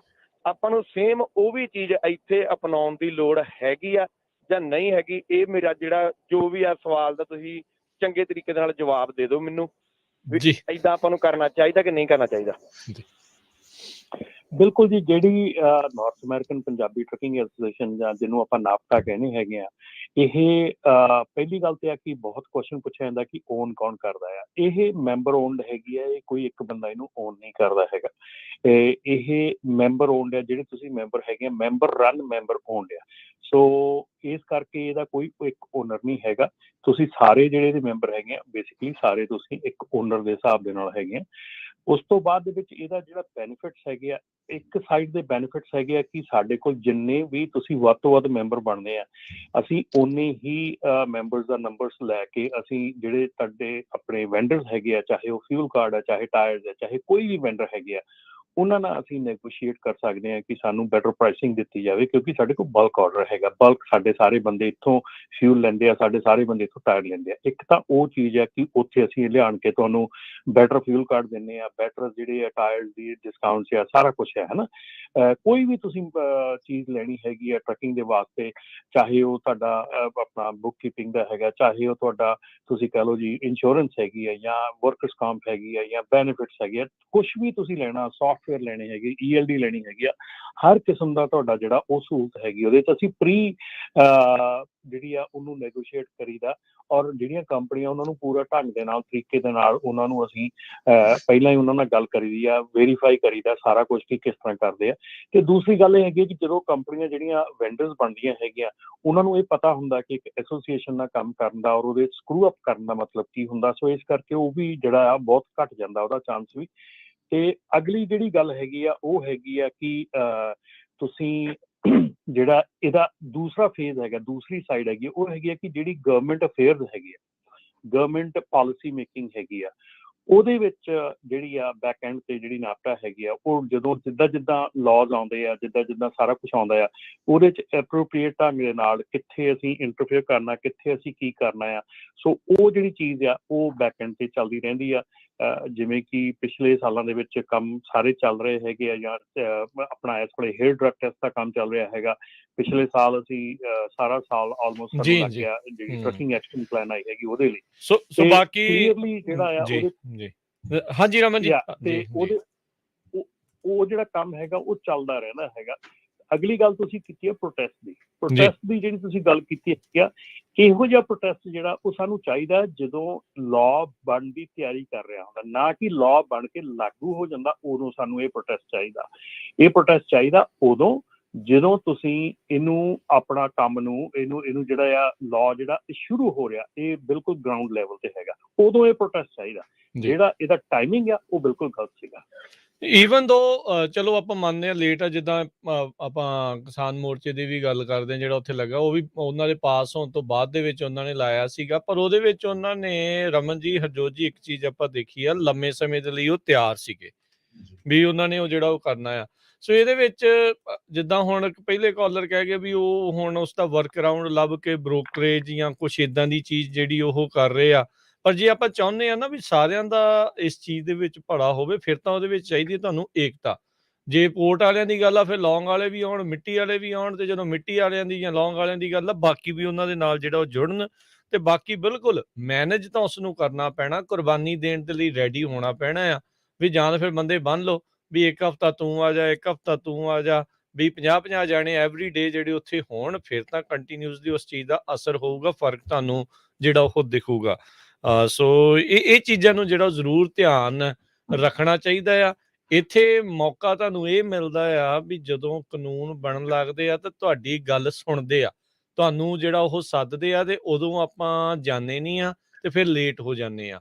ਸੋ ਉਹ ਇੱਕ ਤਾਂ ਪਹਿਲਾਂ ਜਦੋਂ ਚੱਲ ਰਿਹਾ ਹੁੰਦਾ, ਪ੍ਰੋਸੈਸ ਚੱਲ ਰਿਹਾ ਹੁੰਦਾ ਨਾ, ਉਹਦੇ ਵਿੱਚ ਭਾਗ ਲਓ, ਤੇ ਜੇ ਇੱਦਾਂ ਦਾ ਫਿਰ ਬਾਅਦ ਦੇ ਵਿੱਚ ਕਰਨਾ ਆ ਤਾਂ ਫਿਰ ਉਸ ਚੀਜ਼ ਦੇ ਵਿੱਚ ਤੁਹਾਨੂੰ ਥੋੜ੍ਹਾ ਜਿਹਾ ਲੰਮੇ ਸਮੇਂ ਲਈ ਤਿਆਰ ਜਿਹੜਾ ਉਹ ਰਹਿਣਾ ਪੈਣਾ ਆ। ਅਦਰਵਾਈਜ਼ 2-4 ਦਿਨ ਕਰਕੇ ਤੇ ਫਿਰ ਉਹ ਗੱਲ ਉਹਨਾਂ ਦੀ ਬਣਦੀ ਨਹੀਂ। ਉਹ ਕਹਿੰਦੇ ਯਾਰ ਇਹਨਾਂ ਨੇ ਪਤਾ ਆ ਵੀ ਇਹ ਤਾਂ ਬੱਝੇ ਆ, ਇਹਨਾਂ ਨੇ ਕਿਸ਼ਤਾਂ ਦੇਣੀਆਂ, ਇਹਨਾਂ ਨੇ ਆਪਣੇ ਆਪ ਭੱਜ ਜਾਣਾ ਆ, ਫਿਰ ਇਹਨਾਂ ਨੂੰ ਜਾਣਾ ਹੀ ਪੈਣਾ। ਸੋ ਉੱਥੇ ਤੁਹਾਨੂੰ ਕੁਰਬਾਨੀ ਦੇ ਲਈ ਜਿਹੜਾ ਉਹ ਨਾਲ ਦੇ ਨਾਲ ਰੈਡੀ ਹੋਣਾ ਪੈਣਾ ਆ। ਸੋ ਇਹ ਚੀਜ਼ ਆਪਾਂ ਨੂੰ ਜ਼ਰੂਰ ਦੇਖਣੀ ਪੈਣੀ ਆ। ਜੀ ਆਪਾਂ ਕਿਉਂ ਹਮੇਸ਼ਾ ਟਫ ਬੈਟਲ ਹੀ ਚਾਹੁੰਦੇ ਆ? ਆਪਾਂ ਕਿਉਂ ਨਹੀਂ ਜਿਹੜਾ ਆਪਾਂ ਤਾਂ ਕਹਿੰਦੇ ਆ ਵੀ ਜਦੋਂ ਪ੍ਰੋਸੈਸ ਚੱਲ ਰਿਹਾ ਹੁੰਦਾ ਭਾਈ, ਉਦੋਂ ਹੀ ਉਸ ਚੀਜ਼ ਦੇ ਵਿੱਚ ਲਓ। ਤੇ ਹੁਣ ਚਲੋ ਮੰਨ ਲਓ ਦੇਰ ਹੋ ਹੀ ਗਈ ਆ, ਲੇਟ ਹੋ ਹੀ ਗਿਆ ਆ, ਤੇ ਫਿਰ ਇਸ ਚੀਜ਼ ਦੇ ਲਈ ਜੇ ਟਫ ਬੈਟਲ ਵੀ ਕਰਨੀ ਆ, ਫਿਰ ਪੂਰੀ ਟਫ ਹੀ ਹੋਣੀ ਆ। ਉਹਦੇ ਵਿੱਚ ਵੀ ਆਪਾਂ ਇਹ ਨਹੀਂ ਕਹਾਂ, ਉਹਦੇ ਵਿੱਚ ਇਹ ਨਹੀਂ ਆ ਵੀ ਆਪਾਂ ਲੂਜ਼ ਵੀ ਕੁਛ ਨਾ ਕਰੀਏ ਤੇ ਆਪਾਂ ਨੂੰ ਨਤੀਜੇ ਵੀ ਮਿਲ ਜਾਣ, ਏਦਾਂ ਨਹੀਂ ਉਸ ਚੀਜ਼ ਦੇ ਵਿੱਚ ਹੋ ਸਕਦਾ। ਫਿਰ ਦੇਖੋ ਆਪਾਂ ਕਾਰ ਦੇ ਵਾਰੀ ਵੀ ਇਹੋ ਹੀ ਕੰਮ ਕੀਤਾ ਸੀਗਾ, ਲੇਟ ਬੈਟਲ ਸ਼ੁਰੂ ਕੀਤਾ ਸੀਗਾ। ਆਪਾਂ ELD ਵਾਰੀ ਵੀ ਲੇਟ ਬੈਟਲ ਸ਼ੁਰੂ ਕੀਤਾ ਸੀਗਾ। ਆਪਾਂ AB5 ਵਾਰੀ ਵੀ ਲੇਟ ਬੈਟਲ ਸ਼ੁਰੂ ਕੀਤਾ ਸੀਗਾ। ਸਾਡੀ ਆਦਤ ਬਣ ਚੁੱਕੀ ਆ, ਜਦੋਂ ਸਾਡੇ ਸਿਰ ਤੇ ਆਣ ਪੈਂਦੀ ਆ ਉਦੋਂ ਸਾਨੂੰ ਸੋਝੀ ਆਉਂਦੀ ਆ, ਸਾਨੂੰ ਟਾਈਮ ਤੇ ਪ੍ਰੋਸੈਸ। ਇਹ ਦੇਖੋ ਜਦੋਂ ਅਸੀਂ ਕੰਪੇਅਰ ਕਰਦੇ ਨਾ ਉੱਥੋਂ ਦਾ ਇੱਥੋਂ ਦਾ ਸਾਰਾ ਕੁਛ, ਦੇ ਆਰ 2 ਡਿਫਰੈਂਟ ਕੰਟਰੀਜ਼, ਇਹਨਾਂ ਦਾ ਡਿਫਰੈਂਟ ਪ੍ਰੋਸੈਸ ਹੈਗਾ, ਡਿਫਰੈਂਟ ਹਰ ਇੱਕ ਚੀਜ਼ ਹੈਗੀ ਆ। ਉੱਥੇ ਕਾਨੂੰਨ ਦੇ ਬਣਾਉਣ ਲੱਗਿਆ ਕਿਸੇ ਨੇ ਪੁੱਛਿਆ ਨਹੀਂ ਸੀਗਾ, ਇੱਥੇ ਤੁਹਾਨੂੰ ਪੁੱਛਦੇ ਆ, ਬਿਠਾਉਂਦੇ ਆ, ਮੀਟਿੰਗ ਕਰਦੇ ਆ, ਸਭ ਕੁਛ ਕਰਦੇ ਆ। ਜੇ ਅਸੀਂ ਪ੍ਰੋਸੈਸ 'ਚ ਹਿੱਸਾ ਨਹੀਂ ਲੈ ਸਕਦੇ ਨਾ, ਤੇ ਸਾਨੂੰ ਕੰਪਲੇਂਟ ਕਰਨ ਦਾ ਕੋਈ ਹੱਕ ਨਹੀਂ ਹੈਗਾ। ਜਦੋਂ ਕਾਨੂੰਨ ਬਣ ਜਾਂਦਾ ਕਿ ਕਾਨੂੰਨ ਬਣਾਉਣ ਲੱਗਿਆ ਸਾਨੂੰ ਪੁੱਛਿਆ ਨਹੀਂ ਗਿਆ, ਅਸੀਂ ਕੰਪਲੇਂਟ ਦੇ ਹੱਕਦਾਰ ਨਹੀਂ ਹੈਗੇ। ਕਿਉਂਕਿ ਜਦੋਂ ਕਾਨੂੰਨ ਬਣਦਾ, ਇਹ ਤਾਂ ਤੁਹਾਨੂੰ ਵੀ ਪਤਾ, ਮੈਨੂੰ ਵੀ ਪਤਾ, ਸਾਰਿਆਂ ਨੂੰ ਪਤਾ ਕਿ ਇਹਨਾਂ ਕੰਟਰੀਆਂ ਦੇ ਵਿੱਚ ਜਦੋਂ ਕਾਨੂੰਨ ਬਣਦੇ ਆ ਤਾਂ ਬੜੀ ਡੀਟੇਲ ਦੇ ਵਿੱਚ ਜਿਹੜਾ ਜਾਇਆ ਜਾਂਦਾ। ਆਹ ਹੇਅਰ ਡਰੱਗ ਟੈਸਟਿੰਗ ਦਾ ਕਾਨੂੰਨ ਬਣ ਰਿਹਾ, ਪਿਛਲੇ 1.5 ਤੋਂ 2 ਸਾਲ ਹੋ ਚੱਲੇ ਆ ਉਹਦੇ ਉੱਤੇ ਕੰਮ ਚੱਲਦੇ ਨੇ। ਉਹ ਕਾਨੂੰਨ ਐਵੇਂ ਨਹੀਂ ਬਣ ਜਾਣਾ, ਠੀਕ ਹੈ ਨਾ। ਸੋ ਇਹ ਗੱਲਾਂ ਸਾਨੂੰ ਸੋਚਣੀਆਂ ਪੈਣੀਆਂ, ਸਾਨੂੰ ਸਮਝਣੀਆਂ ਪੈਣੀਆਂ। ਗ੍ਰਾਸ ਰੂਟ ਲੈਵਲ ਤੇ ਬਾਟਮ ਲੈਵਲ ਤੇ ਕੰਮ ਸ਼ੁਰੂ ਕਰਨਾ ਪੈਣਾ ਤਾਂ ਕਿ ਅਸੀਂ ਉੱਤੇ ਤੱਕ ਪਹੁੰਚ ਸਕੀਏ। ਗ੍ਰਾਸ ਰੂਟ ਤੇ ਆਪਾਂ ਜੜ੍ਹਾਂ ਨੂੰ ਪਾਣੀ ਦੇਣ ਤੋਂ ਬਿਨਾਂ ਆਪਾਂ ਕਹੀਏ ਫਰੂਟ ਲਾ ਲਈਏ ਉੱਤੋਂ, ਤੇ ਉਹ ਫਿਰ ਫਰੂਟ ਜਿਹੜਾ ਉਹ ਟਰੀ ਦੇ ਕਾਫੀ ਉੱਚਾ ਚਲਾ ਜਾਂਦਾ। ਜੀ ਜੀ ਆਪਣੇ ਅਗਲੇ ਕਾਲਰ ਨੇ ਜੁੜੇ ਰਾਜਾ ਜੀ, ਸਤਿ ਸ਼੍ਰੀ ਅਕਾਲ। ਸਤਿ ਸ੍ਰੀ ਅਕਾਲ ਜੀ ਸਾਰੇ ਜਣਿਆਂ ਨੂੰ। ਸਤਿ ਸਤਿ ਸ਼੍ਰੀ ਸ਼੍ਰੀ ਅਕਾਲ ਅਕਾਲ ਜੀ। ਜੀ। ਹਾਂਜੀ ਰਮਨ ਜੀ ਨੇ ਮੇਰਾ ਕੁਐਸਚਨ ਸੀ, ਜਿਵੇਂ ਟਰੱਕ ਆਪਾਂ ਸੈਮਸੰਗ ਕੰਪਨੀ ਤੁਹਾਡੇ ਨਾਂ ਹੋਵੇ ਤੇ ਟਰੱਕ ਕਿਸੇ ਹੋਰ ਬੰਦੇ ਦੇ ਨਾਂ ਹੋਵੇ ਤੇ ਉਹ AB5 ਦੇ ਅੰਡਰ 'ਚ ਆਉਂਦਾ ਜਾਂ ਉਹ ਬਾਹਰ ਆ? ਇਹਦੇ ਬਾਰੇ ਪਤਾ ਕਰਨਾ ਸੀਗਾ ਵੀ ਜੇ ਟਰੱਕ ਤੁਹਾਡੇ ਨਾਂ ਨਹੀਂ ਤੇ ਕੰਪਨੀ ਵਗੈਰਾ ਤੇ ਟ੍ਰੇਲਰ ਵਗੈਰਾ ਤੁਹਾਡੇ ਨਾਂ ਹੋਣ। ਨਹੀਂ ਜੀ, ਇਹ ਜਿਹੜੀ ਚੀਜ਼ ਹੈ ਨਾ, ਇਹ AB5 ਜਿਹੜਾ ਹੈਗਾ, ਤਾਂ ਮੈਂ ਬਾਰ-ਬਾਰ ਇਹ ਚੀਜ਼ ਕਹਿ ਰਿਹਾ, AB5 ਇਹਦਾ ਕੋਈ ਆ ਜਿਹੜਾ ਤੁਸੀਂ ਦੱਸ ਰਹੇ ਤੁਹਾਡਾ ਪਰਸਨਲ ਹੈਗਾ ਕਿ ਟਰੱਕ ਕਿਸੇ ਨਾਲ ਐਸੇ ਕੀ ਹੈ ਕੀ ਨਹੀਂ ਗਾ। ਜਿਹੜਾ AB5 ਹੈਗਾ ਉਹ ਇੱਕ ਇੰਪਲੋਇਰ ਆ ਜਿਹਨੇ ਤੁਹਾਨੂੰ ਹਾਇਰ ਕਰਨਾ, ਜਿਹਨੇ ਤੁਹਾਨੂੰ ਲੋਡ ਦੇਣਾ, ਉਹਦੇ ਲਈ ਲਾਅ ਹੈਗਾ ਕਿ ਉਹਨੇ ਦੇਖਣਾ ਵੀ ਜਿਹਨੂੰ ਮੈਂ ਹਾਇਰ ਕਰਨ ਲੱਗਾ ਆ ਉਹ ਬੰਦਾ ਮੇਰਾ ਇੰਪਲੋਈ ਆ ਜਾਂ ਇੰਡੀਪੈਂਡੈਂਟ ਕਾਂਟਰੈਕਟਰ ਆ। ਸੋ ਇਹਨੂੰ ਧਿਆਨ ਨਾਲ, ਇਹਨੂੰ ਲਾਅ ਨੂੰ ਸਮਝੋ। ਇਹ ਤੁਸੀਂ ਆਪਣੀਆਂ ਜਿਹੜੀਆਂ ਜਿਹੜਾ ਜਿੱਦਾਂ ਕਿੱਦਾਂ ਤੁਸੀਂ ਆਪਣਾ ਬਿਜ਼ਨਸ ਸੈਟਅਪ ਕੀਤਾ ਹੈਗਾ ਉਹਦਾ ਇਹਦੇ ਨਾਲ ਕੋਈ ਮਤਲਬ ਨਹੀਂ ਹੈਗਾ। ਓਕੇ ਜਿਵੇਂ ਬੋਰਡ ਤੋਂ ਆਪਾਂ ਡਿਫਰੈਂਟ ਬ੍ਰੋਕਰਾਂ ਤੋਂ ਲੋਡ ਚੱਕੀ ਜਾਏ ਆ। ਹਾਂਜੀ ਠੀਕ ਹੈ, ਤੁਸੀਂ ਠੀਕ ਹੈ ਜੀ, ਥੈਂਕ ਯੂ ਰਾਜਾ ਜੀ। ਤੁਹਾਡਾ ਉਹਦਾ ਜਿਹੜਾ ਬਿਜ਼ਨਸ ਸੈਟਅਪ ਹੈ ਨਾ, ਜਿਹੜਾ ਤੁਹਾਡਾ ਬਿਜ਼ਨਸ ਮਾਡਲ ਹੈ, ਤੁਸੀਂ ਕਿਵੇਂ ਕੰਮ ਕਰ ਰਹੇ, ਤੁਹਾਡੀ ਕੰਪਨੀ ਕਿਹਦੇ ਨਾਂ ਤੇ ਹੈ, ਤੁਹਾਡਾ ਟਰੱਕ ਕਿਹਦੇ ਨਾਂ ਤੇ, ਉਹਦਾ AB5 ਨਾਲ ਕੋਈ ਲੈਣਾ ਦੇਣਾ ਨਹੀਂ ਹੈਗਾ। ਤੁਸੀਂ ਮਤਲਬ ਉਹ ਜਿਹੜੀਆਂ 3 ਸ਼ਰਤਾਂ ਆ ਉਹ ਉਸ ਦੇ ਹਿਸਾਬ ਦੇ ਨਾਲ ਹੈਣਾ ਆ ਵੀ ਜੇ ਤੁਸੀਂ ਉਹ ਪੂਰੀਆਂ ਕਰਦੇ ਆ ਤੇ ਕਲਾਸੀਫਿਕੇਸ਼ਨ ਉਹਦੇ ਵਿੱਚ ਜੀ। ਨਾ ਉਹ ਇਹਨਾਂ ਦੀ ਜ਼ਿੰਮੇਵਾਰੀ ਨਹੀਂ, ਬਰਡਨ ਆਫ ਪ੍ਰੂਫ ਉੱਤੇ ਆ ਜਿਹਨੇ ਇਹਨਾਂ ਨੂੰ ਕੰਮ ਦੇਣਾ ਆ। ਅੱਛਾ, ਸਾਰੇ ਮੈਂ ਬਾਰ-ਬਾਰ ਇਹ ਚੀਜ਼ ਕਹਿ ਰਿਹਾ, ਇਹ ਲਾਅ ਜਿਹੜਾ ਆ ਇਹ ਕੈਰੀਅਰ ਵਾਸਤੇ ਹੈਗਾ, ਇੰਪਲੋਇਰ ਵਾਸਤੇ ਹੈਗਾ, ਨਾ ਕਿ ਓਨਰ ਆਪਰੇਟਰ ਵਾਸਤੇ। ਇੰਪਲੋਇਰ ਵਾਸਤੇ ਲਾਅ ਹੈਗਾ। ਬੇਸਿਕਲੀ ਆਡਿਟ ਜਦੋਂ ਹੋਣਾ ਉਹਨਾਂ ਨੇ ਉਹ ਦੇਖਣਾ ਵੀ ਉਹਨਾਂ ਨੇ 1099 ਦਿੱਤਾ ਕਿ W2 ਹੋਣਾ, ਤਾਂ ਹੀ ਉਹ ਜਿਹੜੇ ਜੁਰਮਾਨੇ ਆ ਉਹ ਇੰਪਲੋਇਰ ਨੂੰ ਪੈ ਰਹੇ। ਠੀਕ ਹੈ, ਇੰਪਲੋਇਰ ਨੂੰ ਪੈਣੇ ਆ, ਇੰਪਲੋਇਰ ਦੀ ਪ੍ਰੋਬਲਮ ਆ, ਇੰਪਲੋਇਰ ਦਾ। ਤੇ ਇਹ ਜਦੋਂ ਰਮਨ ਜੀ ਹੁਣ ਇਹਨਾਂ ਨੇ ਟੈਕਸ ਭਰਨਾ ਆ, ਇਹਨਾਂ ਨੇ ਤਾਂ ਫਿਰ ਉਸ ਆਧਾਰ ਦੇ ਨਾਲ ਹੀ ਭਰਨਾ ਵੀ ਇਹਨਾਂ ਨੂੰ 1099 ਮਿਲਿਆ ਕਿ W2 ਮਿਲਿਆ। ਸੋ ਕੀ ਇਹਨਾਂ ਤੇ ਕੋਈ ਟੈਕਸ ਦੇ ਸੰਬੰਧ ਦੇ ਨਾਲ ਤਾਂ ਨਹੀਂ ਫਿਰ ਕੋਈ ਪ੍ਰੋਬਲਮ ਜਿਹੜੀ ਇਹਨਾਂ ਨੂੰ ਆਊਗੀ? ਨਹੀਂ ਦੇਖੋ, ਜਿਹੜਾ ਓਨਰ ਆਪਰੇਟਰ ਹੈਗਾ ਉਹ ਮਲਟੀਪਲ ਕੰਪਨੀ ਨਾਲ ਕੰਮ ਕਰਦਾ ਹੈਗਾ, ਉਹ ਆਪਣਾ ਟਰੈਕ ਰੱਖਦਾ, ਮੈਨੂੰ ਕਿੰਨੇ ਪੈਸੇ ਆਏ ਹੈਗੇ ਆ। ਉਹਨੂੰ ਉਹ ਜੇ ਕਾਰਪੋਰੇਸ਼ਨ ਹੈਗੀ ਆ ਉਹਨੂੰ ਬਹੁਤ ਕੰਪਨੀਆਂ 1099 ਨਹੀਂ ਦਿੰਦੀਆਂ। ਇਹਦਾ ਮਤਲਬ ਇਹ ਨਹੀਂਗਾ ਵੀ ਉਹ ਤੁਹਾਡੇ ਪੈਸੇ ਜਿਹੜੇ ਤੁਸੀਂ ਲਏ ਆ ਉਹ ਕਿਤੇ ਹਵਾ 'ਚ ਹੀ ਚਲੇ ਗਏ। ਤੁਹਾਨੂੰ ਉਹ ਰਿਪੋਰਟ ਕਰਨੇ ਪੈਣੇ, ਕਿਉਂਕਿ ਉਹ ਕੰਪਨੀਆਂ ਨੇ ਆਪਣੇ ਟੈਕਸ ਤੇ ਰਿਪੋਰਟ ਕਰਨਾ ਹੈ, ਤੁਹਾਨੂੰ ਦਿੱਤੇ ਆ। ਤੁਹਾਨੂੰ ਉਹਨਾਂ ਨੇ ਉੱਦਾਂ 1099 ਦਿੱਤਾ ਨਹੀਂ ਦਿੱਤਾ ਉਹ ਫਰਕ ਕਰ ਲਿਆ, ਠੀਕ ਆ। ਸੋ ਕਾਰਪੋਰੇਸ਼ਨ ਜੇ ਤੁਸੀਂ ਬਣਾਈ ਆ ਤਾਂ ਤੁਸੀਂ ਆਪ ਦਾ ਜਿਹੜਾ ਆਪਣੀ ਅਰਨਿੰਗਸ ਹੈਗੀ ਆ ਉਹ ਪ੍ਰੋਪਰ ਢੰਗ ਨਾਲ ਉਹਦਾ ਕਾਊਂਟ ਕਰਕੇ ਰੱਖੋ, ਉਹਨੂੰ ਕੈਲਕੂਲੇਟ ਕਰਕੇ ਰੱਖੋ, ਤੇ ਉਸਦੇ ਲਈ ਤੁਸੀਂ ਆਪਣਾ ਜਿਹੜਾ ਉਹਦਾ ਟੈਕਸ ਭਰੋ। ਬਾਕੀ ਜਿਹੜੇ ਤੁਹਾਨੂੰ 1099 ਦਿੱਤਾ ਆ, ਠੀਕ ਆ, ਉਹਦੀ ਪ੍ਰੋਬਲਮ ਹੈਗੀ ਆ ਕਿ ਉਹਨੇ ਆਪਣੇ ਆਡਿਟ ਦੇ ਵਿੱਚ ਕੀ ਕਹਿਣਾ, ਮੈਂ ਇਹਨੂੰ 1099 ਕਿਉਂ ਦਿੱਤਾ ਹੈਗਾ। ਤੁਹਾਡੇ ਲਈ ਉਹ ਸਿਚੁਏਸ਼ਨ ਜਿਹੜੀ ਉਹ ਡਿਫਰੈਂਟ ਹੈਗੀ ਆ। ਤੁਹਾਡੇ ਲਈ ਤੁਸੀਂ ਆਪ ਦਾ ਟੈਕਸ ਸਿੱਧਾ ਰੱਖੋ, ਆਪ ਦਾ ਕੰਮ ਸਿੱਧਾ ਰੱਖੋ, ਕਿੱਥੋਂ ਆ ਰਿਹਾ ਹੈਗਾ ਉਹ ਉਹਨਾਂ ਦੀ ਪ੍ਰੋਬਲਮ ਹੈ। ਸੋ ਕੈਰੀਅਰ ਦਾ ਬਰਡਨ ਆਫ ਪ੍ਰੂਫ ਕੈਰੀਅਰ ਦਾ ਕਲਾਸੀਫਾਈ ਉਹਨੇ ਕਰਨਾ ਵੀ ਅਸੀਂ ਇਹਨੂੰ EMPLOYE ਦੇਖਦੇ ਹਾਂ ਕਿ ਇੰਡੀਪੈਂਡੈਂਟ ਕੰਟਰੈਕਟਰ ਦੇਖਦੇ ਹਾਂ, ਉਹ ਉਸ ਦੇ ਉੱਤੇ ਆ ਜਿਹੜਾ ਕੰਮ ਦੇ ਰਿਹਾ ਹੈਗਾ ਆ ਕੇ। ਠੀਕ ਹੈ ਜੀ। ਜੀ ਆਪਣੇ ਅਗਲੇ ਜਿਹੜੇ ਕਾਲਰ ਨੇ ਕਮਲਜੀਤ ਜੀ, ਸਤਿ ਸ਼੍ਰੀ ਅਕਾਲ। ਹਾਂ, ਸਤਿ ਸ਼੍ਰੀ ਅਕਾਲ ਸਾਰੇ ਭਰਾਵਾਂ ਨੂੰ। ਮੇਰਾ ਨਾ ਰਮਨ ਜੀ ਨੂੰ 2 ਸਵਾਲ ਨੇ। ਪਹਿਲਾ ਸਵਾਲ ਇਹ ਹੈਗਾ ਰਮਨ ਜੀ ਕਿ ਮੈਂ ਜਿਵੇਂ ਸਿੰਗਲ ਓਨਰ ਆਪਰੇਟਰ ਹਾਂ, ਮੈਂ ਇਕੱਲਾ ਐਮਾਜ਼ੋਨਾਂ ਲਈ ਫਿਲਹਾਲ ਕੰਮ ਕਰ ਰਿਹਾ ਜੀ। ਉਹੀ ਸਾਡੇ ਰੂਟ ਡਿਸਾਈਡ ਕਰਦੇ ਨੇ, ਉਹੀ ਸਾਨੂੰ ਦੱਸਦੇ ਨੇ ਕਿਹੜਾ ਟਾਈਮਿੰਗ, ਇਵਨ ਸਕੈਜੂਲ ਵੀ ਉਹ ਪਿਕ ਕਰਦੇ ਨੇ ਸਾਡੇ ਲਈ, ਠੀਕ ਹੈ। ਸਭ ਕੁਝ ਉਹਨਾਂ ਦੇ ਉੱਤੇ ਹੁੰਦਾ ਵੇ ਡਿਪੈਂਡਡ। ਤੇ ਉਸ ਵਿੱਚ ਅਸੀਂ AB5 ਵਿੱਚ ਉਹ ਕੈਟਾਗਰੀ ਆਉਂਦੀ ਜਿਵੇਂ ਉਹ ਸਭ ਕੁਝ ਡਿਸਾਈਡ ਉਹ ਕਰ ਰਹੇ ਨੇ, ਪੇ ਵੀ ਉਹ ਕਰਦੇ ਨੇ, ਟਾਈਮ। ਸੈਕਿੰਡ ਸਵਾਲ ਮੇਰਾ ਵੀਰ ਜੀ ਇਹ ਥੋੜੀ ਕਲੈਰੀਫਿਕੇਸ਼ਨ ਚਾਹੀਦੀ ਹੈ। ਜਿਵੇਂ ਅਸੀਂ ਲਿਮਿਟਡ ਲਾਇਬਿਲਿਟੀ ਕਾਰਪੋਰੇਸ਼ਨ ਖੋਲੀ ਹੈ ਇਸ ਸਾਲ ਦਾ, ਤੇ ਹੁਣ AB5 ਦਾ 7ਵਾਂ ਮਹੀਨਾ ਖਤਮ ਹੋ ਰਿਹਾ, ਉਹ ਆਲਮੋਸਟ ਏਅਰ ਐਂਡਿੰਗ ਆ ਰਹੀ ਹੈ। ਮੈਨੂੰ ਇੰਨਾ ਪਤਾ ਕਿ ਸਾਨੂੰ W2 ਦੇਣਾ ਪਏਗਾ ਆਪਣੇ ਆਪ ਨੂੰ, ਕਿ ਇਸ ਸਾਲ ਦੀ ਅਸੀਂ ਕੀ ਕਰਾਂਗੇ, ਕਿਉਂਕਿ ਹੁਣ ਆਲਰੇਡੀ ਅਸੀਂ 7ਵੇਂ 8ਵੇਂ ਮਹੀਨੇ 'ਚ ਆ। ਨੈਕਸਟ ਈਅਰ ਤੋਂ ਅਸੀਂ W2 ਆਪਣੇ ਸਟਾਰਟ ਕਰ ਦਾਂਗੇ, ਪੇਰੋਲ ਸਟਾਰਟ ਕਰ ਦਾਂਗੇ।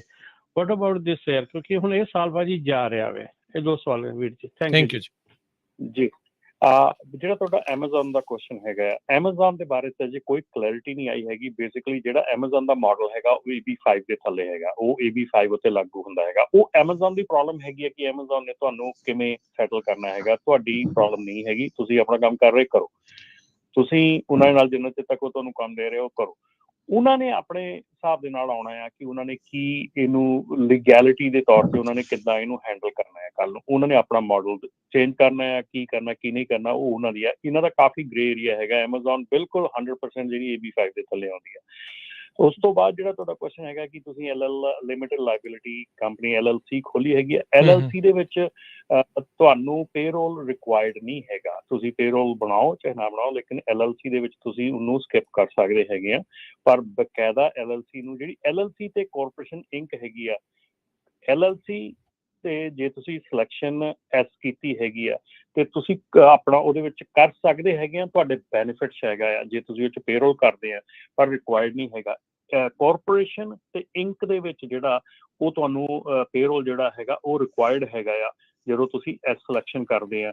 ਇਹ ਪਿਛਲੇ ਵੀਕ ਦੇ ਵਿੱਚ ਜਿਹੜੀ ਆਪਣੇ ਪੋਰਟਲੈਂਡ ਦੇ ਵਿੱਚ ਆਪਣੇ ਓਕਲੈਂਡ ਦੇ ਵਿੱਚ ਜਿਹੜਾ ਪ੍ਰੋਟੈਸਟ ਹੋਇਆ, ਉੱਥੇ ਕਾਫੀ ਸਵਾਲ ਇਹ ਉੱਠਿਆ ਸੀਗਾ ਕਿ ਜਿਹੜੀ corporation S and corporation C ਆ, ਸੋ ਕਾਰਪੋਰੇਸ਼ਨ ਜਿਹੜੀ ਐਸ ਹੈਗੀ ਆ ਉਹ ਸਿੰਗਲ ਟੈਕਸ ਹੈਗੀ ਆ, ਜਿਹੜੀ ਕਾਰਪੋਰੇਸ਼ਨ ਸੀ ਹੈਗੀ ਉਹ ਡਬਲ ਟੈਕਸ ਹੈਗੀ ਆ। ਸੋ ਜੇ ਇੰਕ ਤੁਹਾਡੀ ਹੈਗੀ ਆ ਜਾਂ ਕਾਰਪੋਰੇਸ਼ਨ ਹੈਗੀ ਆ, ਉਹਨੂੰ ਸਿਲੈਕਸ਼ਨ ਸੀ ਐਸ ਕੀਤਾ ਆ ਤੁਸੀਂ ਤਾਂ ਸਿੰਗਲ ਟੈਕਸ ਹੈਗਾ। ਜੇ ਕਾਰਪੋਰੇਸ਼ਨ ਤੁਹਾਡੀ ਇੰਕ ਤੇ ਹੈਗੀ ਆ, ਕੋਰਪ ਹੈਗੀ ਆ, ਉਹਦੇ ਵਿੱਚ ਤੁਸੀਂ ਉਹਨੂੰ ਸਿਲੈਕਸ਼ਨ ਸੀ ਰੱਖਿਆ, ਫਿਰ ਤੁਹਾਡਾ ਡਬਲ ਟੈਕਸ ਹੈਗਾ। ਪਹਿਲਾਂ ਕਾਰਪੋਰੇਸ਼ਨ ਪੇ ਕਰੂਗੀ ਟੈਕਸ ਸਾਰੇ ਇਨਕਮ ਤੇ, ਫਿਰ ਤੁਸੀਂ ਆਪਣੀ ਪਰਸਨਲ ਤੇ ਪੇ ਕਰੋਗੇ ਜਿੰਨਾ ਤੁਹਾਨੂੰ ਮੁਨਾਫਾ ਆਇਆ। ਜਿਹੜੀ LLC ਹੈਗੀ ਆ ਉਹ ਥੋੜੀ ਜਿਹੀ ਹੈਂਡਲ ਕਰਨੀ ਸੌਖੀ ਆ, ਥੋੜੀ ਜਿਹੀ ਉਹਦੇ ਪੇਪਰ ਘੱਟ ਆ, ਪਰ ਉਹਦੇ ਵਿੱਚ ਤੁਹਾਡੀ ਪਰਸਨਲ ਜਿਹੜੀਆਂ ਐਸੈਟਸ ਹੈਗੇ ਆ, ਪਰਸਨਲ ਚੀਜ਼ਾਂ ਹੈਗੀਆਂ ਉਹ ਸਟੇਕ ਤੇ ਹੈਗੀਆਂ। ਫਿਰ ਜੇ ਕੱਲ ਨੂੰ ਕੋਈ ਪ੍ਰੋਬਲਮ ਪੈ ਜਾਂਦੀ ਆ ਤੇ ਉਹ 'ਚ ਤੁਸੀਂ ਪਰਸਨਲੀ ਤੁਸੀਂ ਉਹਦੇ 'ਚ ਲਾਇਬਲ ਹੋ ਜਾਂਦੇ ਆ। ਸੋ ਇਹ ਥੋੜ੍ਹੀਆਂ ਚੀਜ਼ਾਂ ਜਿਹੜੀਆਂ ਕਾਰਪੋਰੇਸ਼ਨ LLC ਤੇ ਇੰਕ ਦੇ ਵਿੱਚ ਹੈਗੀਆਂ। ਜਿਹੜੀ ਤੁਹਾਡੀ LLC ਹੈਗੀ ਆ ਉਹਦੇ 'ਚ ਤੁਹਾਨੂੰ ਰਿਕੁਆਇਰਡ ਨਹੀਂ ਹੈਗਾ, ਪਰ ਜੇ ਤੁਸੀਂ ਸਿਲੈਕਸ਼ਨ ਐਸ ਕੀਤੀ ਹੈਗੀ ਆ ਤਾਂ ਗੁੱਡ ਹੈਗਾ ਕਿ ਜੇ ਤੁਸੀਂ ਪੇਰੋਲ ਕਰ ਲੈਂਦੇ ਆ, ਕਿਉਂਕਿ ਪੇਰੋਲ ਕਰਨ ਦਾ ਮਤਲਬ ਹੈਗਾ ਕਿ ਤੁਸੀਂ ਸਟੇਟ ਦੀ ਡਿਸੇਬਿਲਿਟੀ ਇੰਸ਼ੋਰੈਂਸ ਤੇ ਹੋਰ ਸਾਰੀਆਂ ਚੀਜ਼ਾਂ ਪੇ ਕਰ ਰਹੇ ਆ।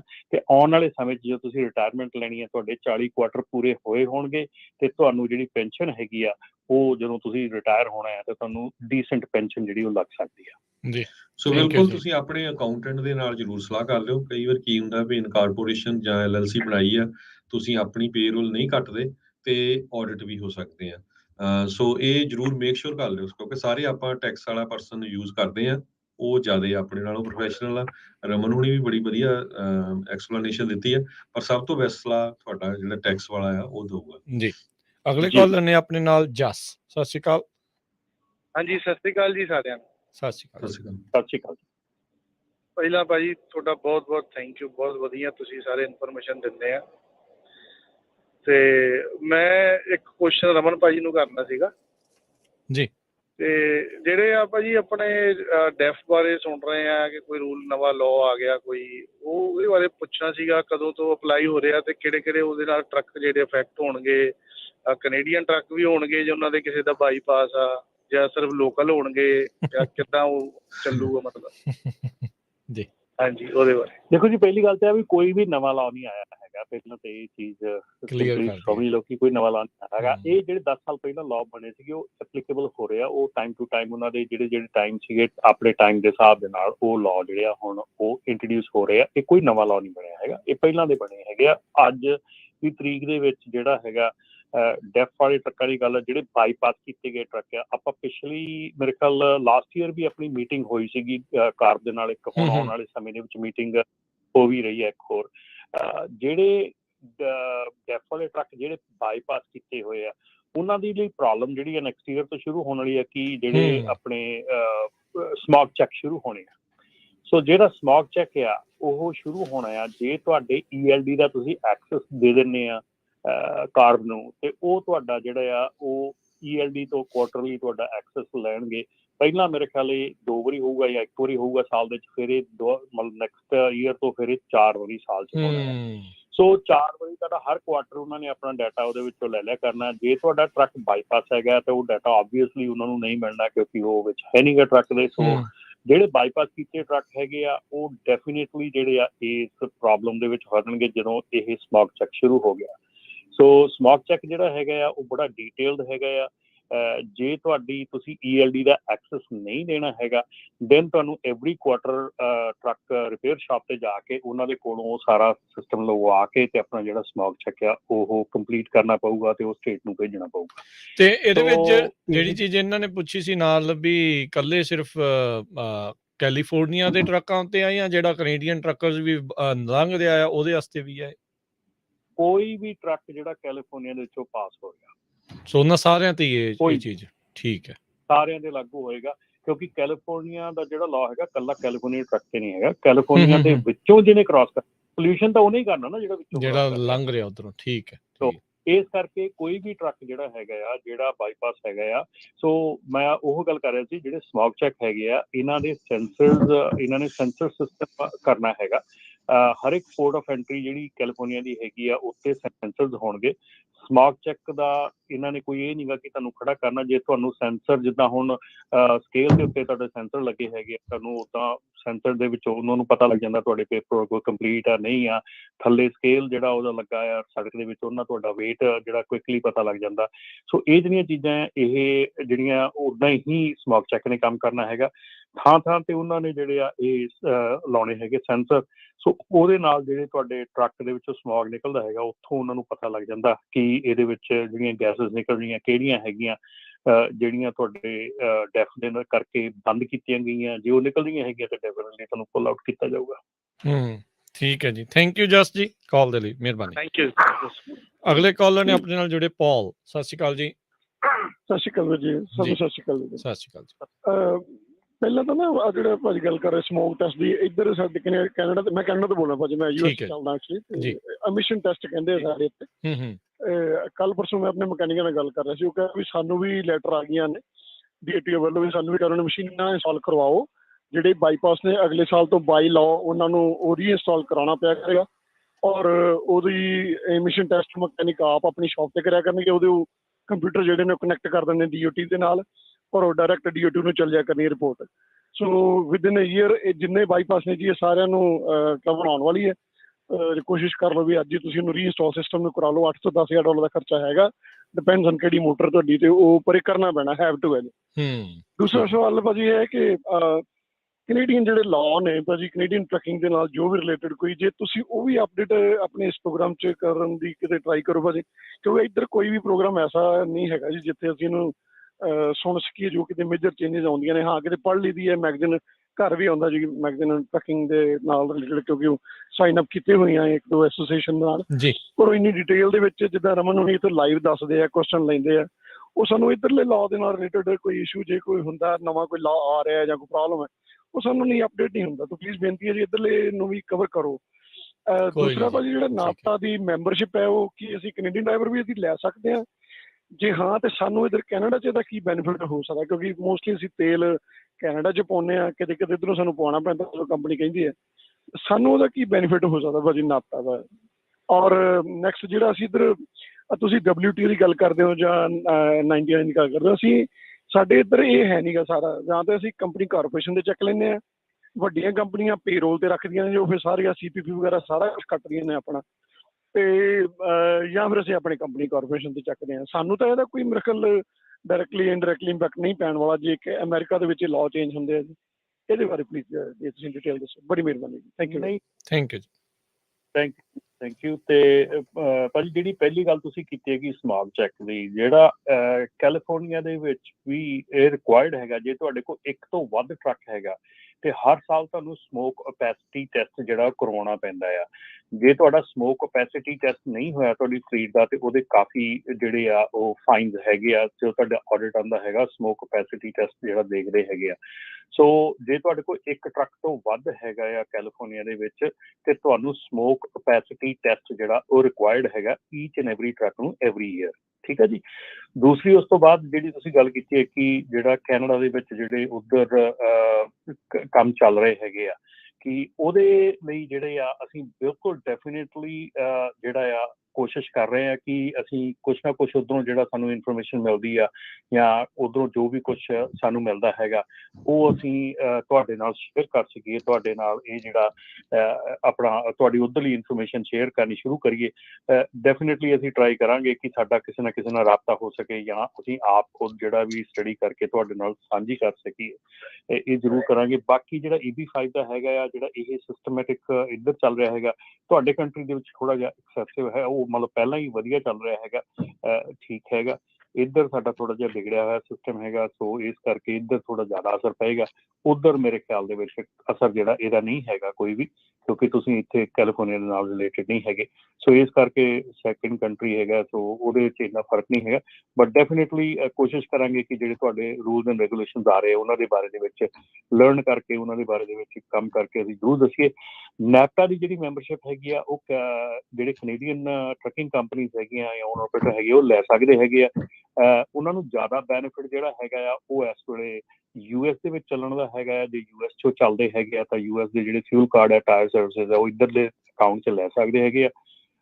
ਅਗੇਨ ਕੋਸ਼ਿਸ਼ ਕਰਾਂਗੇ ਕਿ ਜਿਹੜੇ ਕੈਨੇਡੀਅਨ ਸਾਈਡ ਆ, ਜੇ ਅਸੀਂ ਇੱਧਰ ਮਤਲਬ ਕਿ ਪੂਰੇ ਲੱਗੇ ਹੋਏ ਹਾਂ, ਪਰ ਕੈਨੇਡੀਅਨ ਸਾਈਡ ਦੇ ਵਿੱਚ ਵੀ ਸਾਡੀ ਪੂਰੀ ਕੋਸ਼ਿਸ਼ ਹੈਗੀ ਹੈ ਕਿ ਅਸੀਂ ਉੱਧਰਲੇ ਬੰਨੇ ਜਾ ਕੇ ਵੀ ਜਿਹੜੇ ਤੁਹਾਡੇ ਵੈਂਡਰਸ ਹੈਗੇ ਆ ਜਾਂ ਜਿਹੜੇ ਤੁਹਾਡੇ ਉੱਥੇ ਸਰਵਿਸ ਪ੍ਰੋਵਾਈਡਰ ਹੈਗੇ ਆ ਉਹਨਾਂ ਦੇ ਨਾਲ ਕੋਆਰਡੀਨੇਟ ਕਰਕੇ ਤੇ ਤੁਹਾਨੂੰ ਜਿਹੜਾ ਇੱਧਰ ਡਿਸਕਾਊਂਟ ਅਸੀਂ ਦਿੰਦੇ ਹੈਗੇ ਆ ਉਹ ਉੱਧਰ ਵੀ ਲੈ ਕੇ ਦੇ ਸਕੀਏ। ਜੀ ਬਿਲਕੁਲ ਜੀ, ਥੈਂਕ ਯੂ ਜੀ।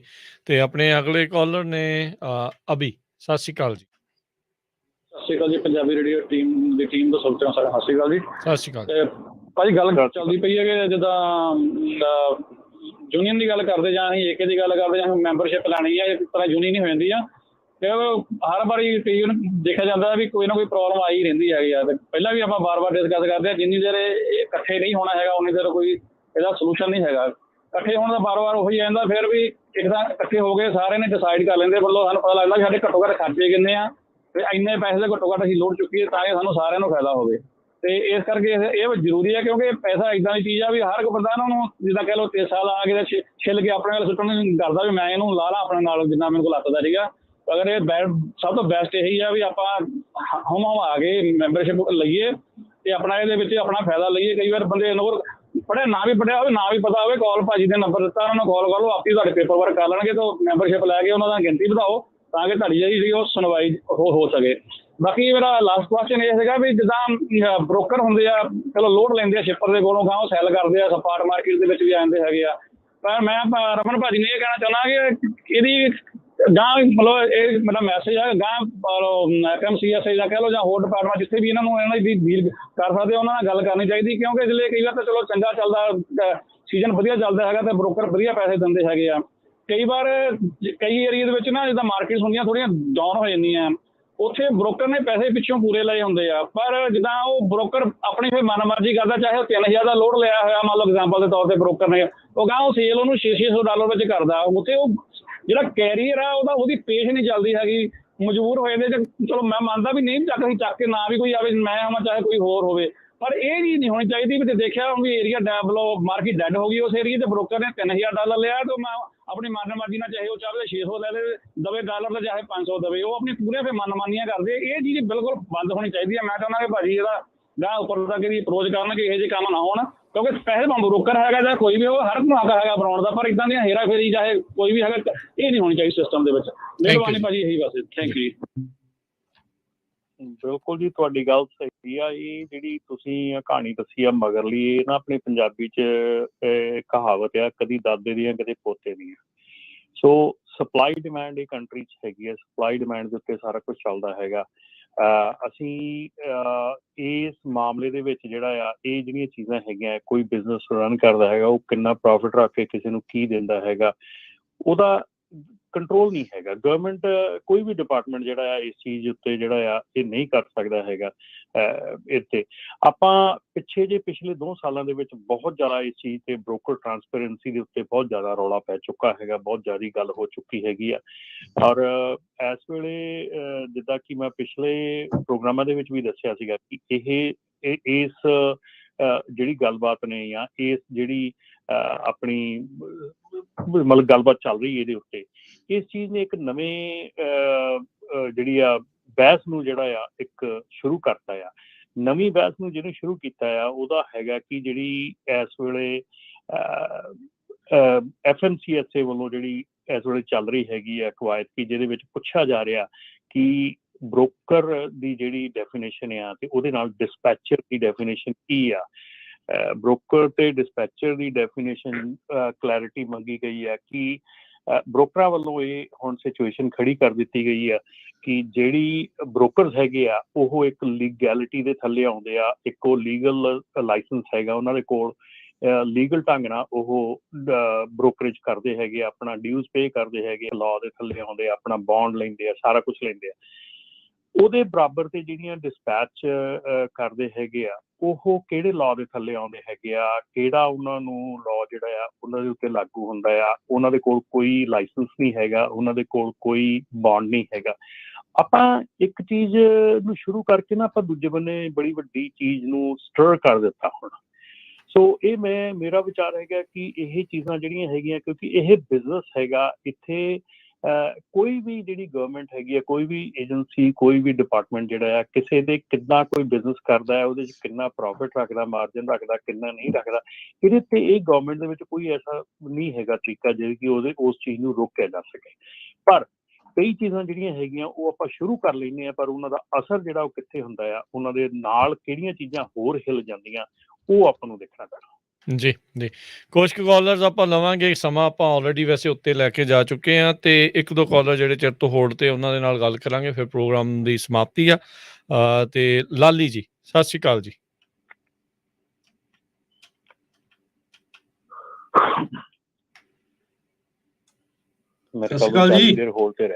ਜ਼ਿਆਦਾ ਚਿਰ ਹੋਲਡ ਤੇ ਰਹਿ ਗਏ। ਇੱਕ ਮਿੰਟ ਜੀ, ਕਰਦੇ ਆ ਜੀ, ਇਹਨਾਂ ਦੇ ਨਾਲ ਟਰਾਈ ਕਰ ਰਹੇ ਹਾਂ ਗੱਲ ਦੀ। ਹਾਂਜੀ ਹੁਣ ਆਏ ਜੀ ਇਹ ਔਨ ਏਅਰ। ਹਾਂਜੀ ਸਤਿ ਸ਼੍ਰੀ ਅਕਾਲ ਜੀ। ਸਤਿ ਸ਼੍ਰੀ ਅਕਾਲ ਜੀ। ਹੁਣ ਆਉਂਦੀ ਆਵਾਜ਼? ਆ ਗਈ ਜੀ, ਆ ਗਈ। ਅੱਛਾ, ਮੈਂ ਕਹਿਣਾ ਸੀ ਇਹ ਭਾਜੀ ਇੱਕ ਤਾਂ ਜਿਹੜਾ ਕਹਿੰਦੇ ਨਾ ਇਕੱਠੇ ਨਹੀਂ ਹੁੰਦੇ ਹੈਗੇ ਜਦੋਂ ਪ੍ਰੋਟੈਸਟ ਕਰਨਾ ਦਾ ਲਾਭ ਬਣ ਜਾਂਦੇ, ਕਿਉਂਕਿ ਸਾਰਿਆਂ ਦਾ ਇੱਕੋ ਹੀ ਗੱਲ ਹੁੰਦੀ ਹੈ ਵੀ ਲੋਕਾਂ ਦੇ ਨਾਲ ਹੀ ਹੈ, ਜੋ ਹੋਏਗਾ ਲੋਕਾਂ ਦੇ ਨਾਲ ਹੀ ਹੈ ਜੀ। ਇੱਕ ਤਾਂ ਇਹ ਹੁੰਦਾ ਹੈਗਾ ਯਾਰ ਮਤਲਬ ਕਹਿ ਦਿੰਦੇ ਨੇ ਹੈਗੇ, ਤਾਂ ਕਰਕੇ ਰਹਿ ਜਾਂਦਾ ਕੰਮ ਨਹੀਂ। ਤੇ ਦੂਜਾ ਭਾਜੀ ਪਤਾ ਨਹੀਂ ਤਾਂ ਤੁਹਾਡਾ ਸੇਮ ਆਂਸਰ ਹੀ ਹੈ ਜਿਹੜਾ ਤੁਸੀਂ ਹੁਣ ਦੇ ਕੇ ਆਏ ਹੋ, ਕਿਉਂਕਿ ਤੁਸੀਂ ਇੱਕ ਪਾਸੇ ਕਹਿੰਦੇ ਹੋ ਕਿ ਤੁਸੀਂ ਬ੍ਰੋਕਰ ਨਾਲ ਕੰਮ ਨਹੀਂ ਕਰ ਸਕਦੇ, ਵਿਚਲਾ ਬੰਦਾ ਨਹੀਂ ਚਾਹੀਦਾ, ਤੁਸੀਂ ਸਿੱਧਾ ਕੰਪਨੀ ਤੋਂ ਚੱਕ ਸਕਦੇ ਹੋ ਲੋਡ। ਤੇ ਦੂਸਰੇ ਐਂਡ ਤੁਸੀਂ ਹੁਣ ਕਹਿ ਹੋ ਜੇ ਤੁਸੀਂ 4-5 ਬ੍ਰੋਕਰਾਂ ਨਾਲ ਕੰਮ ਕਰਦੇ ਹੈਗੇ ਤਾਂ ਕੋਈ ਗੱਲ ਨਹੀਂ ਹੈਗੀ। ਇਹਦਾ ਜਿਹਦਾ ਤੁਹਾਡਾ ਸੇਮ ਆਂਸਰ ਹੈਗਾ ਓਕੇ, ਜੇ ਕੋਈ ਇਹਦੇ ਬਾਰੇ ਦੱਸ ਸਕਦੇ ਤਾਂ ਪਲੀਜ਼ ਦੱਸ ਦਿਓ। ਤੇ ਭਾਜੀ ਅਸੀਂ ਕਦੀ ਨਹੀਂ ਕਿਹਾ ਕਿ ਤੁਸੀਂ ਬ੍ਰੋਕਰ ਕੋਲੋਂ ਲੋਨ ਨਹੀਂ ਚੱਕ ਸਕਦੇ ਹੈਗੇ। ਬ੍ਰੋਕਰ ਦੇ ਇਹ ਲੋਕਾਂ ਦੇ ਵਿੱਚ ਇੱਕ ਵਹਿਮ ਫੈਲਾਇਆ ਜਾ ਰਿਹਾ ਸੀਗਾ ਕਿ ਬ੍ਰੋਕਰਾਂ ਦੇ ਕੋਲੋਂ ਲੋਨ ਚੱਕਣਾ ਬੈਨ ਕਰ ਦਿੱਤਾ ਗਿਆ ਹੈ, ਜਿਹਨੂੰ ਅਸੀਂ ਡਿਨਾਈ ਕੀਤਾ ਕਿ ਕੋਈ ਇੱਦਾਂ ਦਾ ਬੈਨ ਨਹੀਂ ਹੈਗਾ। ਤੁਸੀਂ ਬ੍ਰੋਕਰ ਕੋਲੋਂ ਜਿੱਦਾਂ ਮਰਜ਼ੀ ਲੋਨ ਚੱਕ ਸਕਦੇ ਹੈਗੇ, ਤੁਹਾਡੇ 'ਤੇ ਕੋਈ ਬੰਦਿਸ਼ ਨਹੀਂ ਹੈਗੀ, ਕੋਈ ਰੋਕ ਟੋਕ ਨਹੀਂ ਹੈਗੀ। ਠੀਕ ਹੈ ਜੀ, ਥੈਂਕ ਯੂ ਜੀ। Thank you. ਓਂਕਾਰ ਜੀ ਸਤਿ ਸ਼੍ਰੀ ਅਕਾਲ। ਹੈਲੋ ਸਤਿ ਸ਼੍ਰੀ ਅਕਾਲ ਭਾਈ, ਤਿੰਨਾਂ ਵੀਰਾਂ ਨੂੰ ਸਤਿ ਸ਼੍ਰੀ ਅਕਾਲ ਜੀ। ਵੈਸੇ ਤਾਂ ਬ੍ਰੋਕਰਾਂ ਬਾਰੇ ਰਮਨ ਭਾਈ ਕਾਫੀ ਐਕਸਪਲੇਨ ਕਰ ਦਿੱਤਾ ਆ। ਮੈਂ ਥੋੜਾ ਜਿਹਾ ਰਮਨ ਭਾਜੀ ਨੂੰ ਭਾਈ ਇਹ ਜਿੱਦਾਂ ਤੁਸੀਂ ਕਹਿੰਦੇ ਦਾਦੇ ਦੇ ਪੋਤੇ ਦੀਆਂ ਇਹ ਪੋਤੇ ਪਾਤੇ, ਇਹ ਦੇਖ ਲਓ ਪਿਛਲੇ ਸਾਲ ਜਿੱਦਾਂ ਮਾਰਕੀਟ ਹਾਈ ਸੀਗੀ, ਇਹਨਾਂ ਨੇ ਆਪਣੇ ਪੱਲਿਓਂ ਕੋਈ ਰੁਪਈਆ ਨਹੀਂ ਦਿੱਤਾ ਹੈਗਾ। ਬੜੀ ਵਾਰ ਮੈਂ ਦੇਖਦਾ ਜਦੋਂ ਇਹਨਾਂ ਨੂੰ ਆਪਾਂ ਕਾਲ ਕਰਦੇ ਹਾਂ, ਉਸੇ ਵੇਲੇ ਜੇ ਇਹਨਾਂ ਨੂੰ ਟਰੱਕ ਨਾ ਮਿਲਦਾ ਹੋਵੇ ਇਹ ਉਸੇ ਵੇਲੇ ਸ਼ਿਪਰ ਨੂੰ ਕਾਲ ਲਾ ਲੈਣਗੇ ਵੀ ਸਾਨੂੰ ਇੰਨੇ ਟਰੱਕ ਮਿਲਦਾ, ਆਪਣਾ ਹੀ ਮਾਰਜਨ ਪੂਰਾ ਰੱਖਦੇ ਹੈਗੇ ਆ। ਜਦੋਂ ਕਿ ਟਰੱਕਿੰਗ ਦਾ ਤੇ ਬ੍ਰੋਕਰ ਦਾ ਇੱਕ ਰਿਸ਼ਤਾ ਆ ਜਿੱਦਾਂ ਹੈ ਨਾ, ਅਸੀਂ ਇਹਨਾਂ ਤੋਂ ਲੋਡ ਲੈਣੇ ਹੈਗੇ ਆ, ਪਰ ਇਹ ਸਾਡੇ ਨਾਲ ਇੰਨਾ ਧੱਕਾ ਕਰਦੇ ਹੈਗੇ ਆ। ਜਦੋਂ ਮਾੜੀ ਜਿਹੀ ਮਾਰਕੀਟ ਡਾਊਨ ਹੁੰਦੀ ਆ ਇਹ ਇਕੱਠੇ ਰੇਟ ਛੱਡ ਦਿੰਦੇ ਹੈਗੇ ਆ। ਅਗਰ ਤੁਸੀਂ ਕਿਸੇ ਲੋਡ ਤੋਂ ਸਲਿੱਪ ਕਰਦੇ ਹੋ ਇਹ ਤੁਹਾਨੂੰ ਚੱਕ ਕੇ ਸਿਸਟਮ 'ਚ ਪਾ ਦਿੰਦੇ ਹੈਗੇ ਆ। ਇਹ 1 ਮਿੰਟ ਲਾਉਂਦੇ ਆ ਲੋਡ ਕੈਂਸਲ ਕਰਨ ਲੱਗਿਆ, ਹੈ ਨਾ, 1 ਮਿੰਟ ਲਾਉਂਦੇ ਭਾਈ ਇਹ ਲੋਡ ਕੈਂਸਲ ਕਰਨ ਲੱਗਿਆ। ਇਹ ਇੰਨੀ ਜ਼ਿਆਦਾ ਇਹ ਧੱਕਾ ਕਰਦੇ ਨੇ ਟਰੱਕਿੰਗ ਕੰਪਨੀਆਂ ਨਾਲ ਜਿਹੜੇ ਬ੍ਰੋਕਰ ਆ। ਹੁਣ ਇਸ ਵੇਲੇ ਤੁਸੀਂ ਦੇਖ ਲਓ ਵੀ ਇਸ ਵੇਲੇ ਪੌਣੇ $2 $1.5 ਨੂੰ ਮੀਲ ਤੇ ਵੀ ਆਏ ਹੋਏ ਨੇ, ਕਿਉਂਕਿ ਇਹਨਾਂ ਨੂੰ ਪਤਾ ਇਸ ਵੇਲੇ ਕੰਮ ਟਾਈਟ ਹੋਇਆ ਆ। ਅੱਜ ਮਾੜਾ ਜਿਹਾ ਅੱਪ ਹੋ ਜਾਵੇ ਇਹ $500 $1000 ਵਧਾ ਦਿੰਦੇ ਮਿੰਟਾਂ ਦੇ ਵਿੱਚ। ਇਹ ਆਪਣੀ ਜੇਬ ਚੋਂ ਨਹੀਂ ਦਿੰਦੇ ਹੈਗੇ ਜੀ। ਇਹਨਾਂ ਕੋਲ ਸਾਰਾ ਸਭ ਕੁਛ ਹੈਗਾ। ਇਹ ਸ਼ਿਪਰਾਂ ਨਾਲ ਵੀ ਰਲੇ ਹੋਏ ਨੇ ਜੀ, ਇਹ ਆਪਣੇ ਨਾਲ ਕੰਟੀਨਿਊ ਤੱਕ ਕਰਦੇ ਹੈਗੇ ਜੀ। ਭਾਈ ਜੋ ਮਰਜ਼ੀ ਤੁਸੀਂ ਸਮਝ ਲਓ ਜੀ। ਥੈਂਕ ਯੂ ਜੀ, ਮਿਹਰਬਾਨੀ ਭਾਜੀ। ਮੈਂ ਇਸ ਗੱਲ ਦੀ ਇੱਕ ਤੁਹਾਨੂੰ ਚੀਜ਼ ਦੱਸਦਾ ਕਿ ਮੈਨੂੰ ਕੁਛ ਬ੍ਰੋਕਰ ਹੈਗੇ ਆ ਜਿਨ੍ਹਾਂ ਦੇ ਕੋਲ ਮੈਨੂੰ ਬੈਠਣ ਦਾ ਮੌਕਾ ਮਿਲਦਾ ਹੈਗਾ, ਮੈਂ ਟਾਈਮ ਮਿਲਦਾ ਹੈਗਾ, ਔਰ ਉਹਨਾਂ ਨਾਲ ਗੱਲ ਕਰਨ ਦਾ ਟਾਈਮ ਮਿਲਦਾ, ਉਹਨਾਂ ਦਾ ਸਿਸਟਮ ਦੇਖਣ ਦਾ ਟਾਈਮ ਮਿਲਦਾ ਹੈਗਾ, ਠੀਕ ਹੈ ਨਾ। ਬ੍ਰੋਕਰ ਜਿਹੜਾ ਹੈਗਾ ਡੈਫੀਨੇਟਲੀ ਜਿਹੜੀ ਤੁਸੀਂ ਗੱਲ ਕਹੀ ਆ ਕਿ ਕਿਸੇ ਨਾ ਕਿਸੇ ਟਾਈਮ ਤੇ ਜਦੋਂ ਕਿਤੇ ਟਰੱਕ ਫਸ ਜਾਂਦਾ ਨਹੀਂ ਮਿਲਦਾ ਹੈਗਾ, ਬ੍ਰੋਕਰ ਕਦੀ ਨਾ ਕਦੀ ਪੈਸੇ ਜਿਹੜੇ ਆ ਉਹ ਕਹਿ ਦਿੰਦਾ ਤੁਹਾਨੂੰ ਕਿ ਮੈਂ ਸ਼ਿਪਰ ਨੂੰ ਕਾਲ ਕਰਕੇ ਦੇਖਦਾ, ਮੈਂ ਕਰ ਲੈਣਾ, ਇਹ ਕਰ ਲੈਣਾ, ਉਹ ਕਰ ਲੈਣਾ। ਜਿਹੜਾ ਲੇਨ ਬਿਡ ਹੁੰਦੀ ਹੈ ਨਾ, ਬਿਡਿੰਗ ਜਿਹੜੀ ਹੁੰਦੀ ਆ ਉਹ ਪਹਿਲਾਂ ਸਾਲ ਦੀ ਬਿਡਿੰਗ ਹੁੰਦੀ ਸੀਗੀ। ਉਹਦੇ ਵਿੱਚ ਸਾਲ ਵਾਸਤੇ ਜਿਹੜਾ ਬ੍ਰੋਕਰ ਬਿਡ ਕਰਦਾ ਸੀਗਾ ਕਿ ਮੈਨੂੰ ਆਹ ਲੇਨ ਜਿਹੜੀ ਆ ਇੰਨੇ ਦੀ ਚਾਹੀਦੀ ਹੈ। ਜਦੋਂ ਤੁਹਾਨੂੰ ਇੱਕ ਲੇਨ ਜਿੰਨੇ ਦੀ ਮਿਲ ਜਾਂਦੀ ਆ, ਉਹਦੇ 'ਚ ਫਿਰ ਬ੍ਰੋਕਰ ਨੇ ਜਿਹੜਾ ਆ ਉਹ ਦੇਖਣਾ ਹੁੰਦਾ ਹੈ ਕਿ ਉਹਨੇ ਕਿਸ ਹਿਸਾਬ ਦੇ ਨਾਲ ਇਹਨੂੰ ਈਅਰ ਰਾਊਂਡ ਰੱਖਣਾ ਹੈਗਾ। ਜਦੋਂ ਮਾਰਕੀਟ ਡਾਊਨ ਹੋ ਜਾਂਦੀ ਆ, ਉਦੋਂ ਉਸ ਲੇਨ ਦੇ ਵਿੱਚ ਉਹ ਕੰਮ ਚੱਲਦਾ ਹੈਗਾ। ਜੇ ਮੰਨ ਲਓ 10,000 ਦਾ ਲੋਡ ਹੈਗਾ ਤੇ ਮਾਰਕੀਟ ਜਿਹੜੀ ਆ ਉਹ 9,000 ਲੈ ਰਹੀ ਹੈਗੀ, ਉਹ 1000 ਬਚਾ ਰਿਹਾ, ਠੀਕ ਹੈ। ਜੇ ਉਸੇ ਹੀ ਲੇਨ ਦੇ ਉੱਤੇ ਇਸ ਵੇਲੇ ਇੱਕਦਮ ਜਿਹੜੀ ਆ ਤੇਜ਼ੀ ਆ ਗਈ ਔਰ ਉੱਥੇ 11,000 ਦਾ ਲੋਡ ਜਾ ਰਿਹਾ, ਤੇ ਉੱਥੇ ਉਹ ਵਾਪਸ ਸ਼ਿਪਰ ਦੇ ਕੋਲ ਨਹੀਂ ਜਾ ਸਕਦਾ ਕਿ ਮੈਨੂੰ $1000 ਹੋਰ ਦੇ ਤੇ ਮੈਂ 11,000 ਦਾ ਲੋਡ ਕਰਨਾ, ਕਿਉਂਕਿ ਸ਼ਿਪਰ ਨੇ ਲੇਨ ਉਹਨੂੰ ਸਾਰੇ ਸਾਲ ਦੀ ਦਿੱਤੀ ਹੈ। ਸ਼ਿਪਰ ਨੇ ਇਹਨੂੰ ਇਹ ਕਿਹਾ ਵੀ ਜਿੱਦਣ ਤੈਨੂੰ 8,000 ਦਾ ਲੋਡ ਦਿੰਦਾ ਸੀ ਉਦੋਂ ਤੂੰ ਕਿਹੜਾ ਮੈਨੂੰ 1000 ਵਾਪਸ ਕਰਤਾ ਉਹਦੇ ਚੋਂ, ਠੀਕ ਹੈ ਨਾ। ਹੁਣ ਜੇ ਤੈਨੂੰ 11 ਦੇਣਾ ਪੈ ਰਿਹਾ ਤੇ ਤੂੰ ਆਪਣੇ ਪ੍ਰੋਫਿਟ ਚੋਂ ਕੱਟ, ਤੈਨੂੰ ਮਤਲਬ ਇਹ ਮੈਂ ਵਾਪਸ ਤੈਨੂੰ ਇੱਥੇ ਆਣ ਕੇ ਮੈਂ ਵਾਪਸ ਪੈਸੇ ਨਹੀਂ ਦੇਣੇ। ਇਹ ਇੱਦਾਂ ਹੀ ਬਿਜ਼ਨਸ ਚੱਲਦੇ ਹੈਗੇ। ਸੋ ਅਸੀਂ ਜਿਹੜੀ ਮੈਂ ਗੱਲ ਕਰਦਾ ਤੁਹਾਡੇ ਨਾਲ ਆਣ ਕੇ ਬ੍ਰੋਕਰ ਦੀ ਗੱਲ ਕਰਦਾ, ਮੈਂ ਕੋਈ ਬ੍ਰੋਕਰ ਦਾ ਮਤਲਬ ਮੇਰੇ ਕੋਲ ਸਕਾ ਨਹੀਂ ਹੈਗਾ ਬ੍ਰੋਕਰ, ਮੈਂ ਸਿਰਫ ਇਹ ਗੱਲ ਕਰਦਾ ਕਿ ਮੈਂ ਉਹਨਾਂ ਦਾ ਜਿਹੜਾ ਸਿਸਟਮ ਦੇਖਿਆ ਹੈਗਾ, ਉਹਨਾਂ ਦੇ ਬੈਕ ਐਂਡ ਦੇਖੇ ਹੈਗੇ ਆ ਕਿਵੇਂ ਚੱਲਦਾ ਹੈਗਾ। ਸੋ ਇਹ ਜਿਹੜੀ ਚੀਜ਼ਾਂ ਹੈਗੀਆਂ ਇਹਦੇ ਵਿੱਚ ਉਹ ਈਅਰ ਐਂਡ ਤੇ ਆਪਣਾ ਦੇਖਦੇ ਕਿ ਓਵਰਆਲ ਅਸੀਂ ਕਿੰਨਾ ਪ੍ਰੋਫਿਟ ਜਾਂ ਲਾਸ ਕੀਤਾ ਹੈਗਾ, ਕਿ ਸਾਨੂੰ ਜੇ ਇੱਕ ਲੋਡ ਦੇ ਉੱਤੇ ਅਸੀਂ ਪ੍ਰੋਫਿਟ ਲਾਸ ਤੇ ਚੱਲਦੇ ਹਾਂ ਫਿਰ ਅਸੀਂ ਕੰਮ ਨਹੀਂ ਕਰ ਸਕਦੇ। So we have to look for the year round. So ਇਹ ਜਿਹੜੀ ਸਿਸਟਮ ਹੈ ਇੱਦਾਂ ਚੱਲਦਾ। ਪਹਿਲਾਂ ਸਾਲ ਦੀ ਬਿਡਿੰਗ ਹੁੰਦੀ ਸੀ, ਫਿਰ 6 ਮਹੀਨੇ ਤੇ ਆਈ, ਹੁਣ ਇਸ ਵੇਲੇ ਕੁਆਟਰਲੀ ਬਿਡਿੰਗ ਚੱਲਦੀ ਆ। ਸ਼ਿਪਰ ਵੀ ਸਿਆਣਾ ਹੋ ਗਿਆ, ਸ਼ਿਪਰ ਨੂੰ ਵੀ ਪਤਾ ਵੀ ਰੇਟ ਡਿੱਗ ਜਾਂਦੇ ਆ ਜਾਂ ਰੇਟ ਵੱਧ ਜਾਂਦੇ ਆ ਜਾਂ ਕਿੱਥੇ ਕੀ ਹੁੰਦਾ। ਸੋ ਉਹਨੇ ਕੁਆਟਰਲੀ ਬਿਡਿੰਗ ਵੀ ਕਰ ਦਿੱਤੀ ਹੈਗੀ ਇਸ ਵੇਲੇ। ਔਰ ਟਰੱਕਿੰਗ ਕੰਪਨੀਆਂ ਜਿਹੜੀਆਂ ਐਸਿਡ ਬੇਸਡ ਟਰੱਕਿੰਗ ਕੰਪਨੀਆਂ ਹੈਗੀਆਂ, ਉਹ ਵੀ ਇਸ ਵੇਲੇ ਕੁਆਟਰਲੀ ਬਿਡਿੰਗ ਤੇ ਗਈਆਂ ਹੈਗੀਆਂ। ਉਹਨਾਂ ਨੂੰ ਵੀ ਇਹ ਚੀਜ਼ ਦਾ ਬੜਾ ਝਟਕਾ ਲੱਗਾ ਹੈਗਾ, ਜਿੱਥੇ ਕਿ ਪਹਿਲਾਂ ਉਹ ਸਾਲ ਦੀ ਬਿਡਿੰਗ ਤੇ ਹੁੰਦੀਆਂ ਸੀ, ਫਿਰ 6 ਤੇ ਆਈਆਂ, ਫਿਰ ਕੁਆਟਰ ਤੇ ਆ ਗਈਆਂ। ਕਿਉਂਕਿ ਹੁਣ ਜੇ ਮਾਰਕੀਟ ਡਾਊਨ ਜਾਂਦੀ ਹੈ ਤੇ ਅਗਲੇ ਕੁਆਟਰ ਉਹਨਾਂ ਬਿਡਿੰਗ ਦੇਣੀ, ਉਹਨਾਂ ਦੇ ਵੀ ਰੇਟ ਘਟ ਜਾਣੇ ਹੈਗੇ। ਸੋ ਇਹ ਜਿਹੜਾ ਸਾਰਾ ਤਾਮ-ਝਾਮ ਹੈ ਨਾ, ਬੜੇ ਸਿਸਟਮੈਟਿਕ ਢੰਗ ਦੇ ਨਾਲ ਚੱਲਦਾ। ਯਸ, ਕਿਤੇ ਨਾ ਕਿਤੇ ਧੱਕਾ ਹੁੰਦਾ, ਮੈਂ ਮੰਨਦਾ, ਇਹ 'ਚ ਮੈਂ ਦੋ ਰਾਏ ਨਹੀਂ ਹੈਗੀ, ਧੱਕਾ ਹੁੰਦਾ ਹੈ, ਸਭ ਕੁਛ ਹੁੰਦਾ ਹੈ। ਪਰ ਇੱਥੇ ਅਸੀਂ ਸਾਰਿਆਂ ਨਾਲੋਂ ਜ਼ਿਆਦਾ ਧੱਕਾ ਸਾਡੇ ਨਾਲ ਉਦੋਂ ਹੁੰਦਾ ਜਦੋਂ ਸਾਨੂੰ ਸਾਡੀ ਆਪਣੀ ਸਮਝ ਨਹੀਂ ਹੈਗੀ ਕਿ ਅਸੀਂ ਕੀ ਆਪਣਾ ਰੇਟ ਲੈਣਾ ਹੈਗਾ। ਹੁਣ ਤੁਸੀਂ ਕਹਿੰਦੇ ਵੀ $1.5 ਤੋਂ $2 ਨੂੰ ਮੀਲ ਇਸ ਵੇਲੇ ਸ਼ਿਪਰ ਦੇ ਬ੍ਰੋਕਰ ਦੇ ਰਿਹਾ ਹੈਗਾ। ਮੈਂ ਕਹਿੰਦਾ $1.5 ਤੋਂ $2 ਦੇ ਮੀਲ ਨੂੰ ਮੈਨੂੰ ਟਰੱਕ ਹੀ ਨਹੀਂ ਮੂਵ ਕਰਨਾ ਚਾਹੀਦਾ ਆਪਣਾ। ਕਿਉਂ ਮੈਂ ਮੂਵ ਕਰਨਾ ਟਰੱਕ ਆਪਣਾ? ਮੈਂ ਪੱਲਿਓਂ ਪੈਸੇ ਪਾ ਕੇ ਕਿਉਂ ਉਹਨਾਂ ਦਾ ਲੋਡ ਕਰ ਰਿਹਾ ਹੈਗਾ? ਵਾਈ? ਸਾਡੀ ਸਮਝਦਾਰੀ ਚਾਹੀਦੀ ਹੈ, ਸਾਨੂੰ ਸਮਝਣਾ ਚਾਹੀਦਾ, ਸਾਨੂੰ ਸਿੱਖਣਾ ਚਾਹੀਦਾ। ਇਸ ਕਰਕੇ ਇਹ ਜਿਹੜਾ ਆਪਣਾ ਬਹਿਸਬਾਜ਼ੀ ਹੈਗੀ ਆ, ਇਹ ਚੱਲਦੀ ਰਹਿਣੀ ਆ, ਇੱਦਾਂ ਹੀ ਚੱਲਦੀ ਰਹਿਣੀ ਚਾਹੀਦੀ। ਔਰ ਕੰਸਟਰਕਟਿਵ ਬਹਿਸਬਾਜ਼ੀ ਚੱਲਦੀ ਰਹਿਣੀ ਚਾਹੀਦੀ ਹੈ। ਸਾਰੇ ਵਿਚਾਰ ਜਿਹੜੇ ਆ ਉਹ ਸੁਣਨੇ ਤੇ ਸਮਝਣੇ ਚਾਹੀਦੇ ਕਿ ਕਿੱਥੋਂ ਆ ਰਹੇ ਹੈਗੇ। ਸੋ ਪਲੀਜ਼ ਇਹ ਜਿਹੜਾ ਕੰਮ ਹੈਗਾ, ਇਹਦੇ ਵਿੱਚ ਸਾਡੀ ਐਜੂਕੇਸ਼ਨ, ਅਸੀਂ ਐਜੂਕੇਟ ਹੋਣੇ ਚਾਹੀਦੇ ਆ ਕਿ ਅਸੀਂ ਕਿਵੇਂ ਕੰਮ ਕਰਨਾ ਹੈਗਾ। ਸਾਨੂੰ ਪ੍ਰੋਬਲਮ ਜਿਹੜੀ ਥੋੜੀ ਹੈਗੀ ਆ, ਉਹਦੇ ਕਰਕੇ ਸਾਡੀ ਇਸ਼ੂਜ਼ ਜਿਹੜੇ ਜ਼ਿਆਦਾ ਖੜੇ ਹੋ ਰਹੇ ਆ। ਪਰ definitely as you go, as you grow, you learn.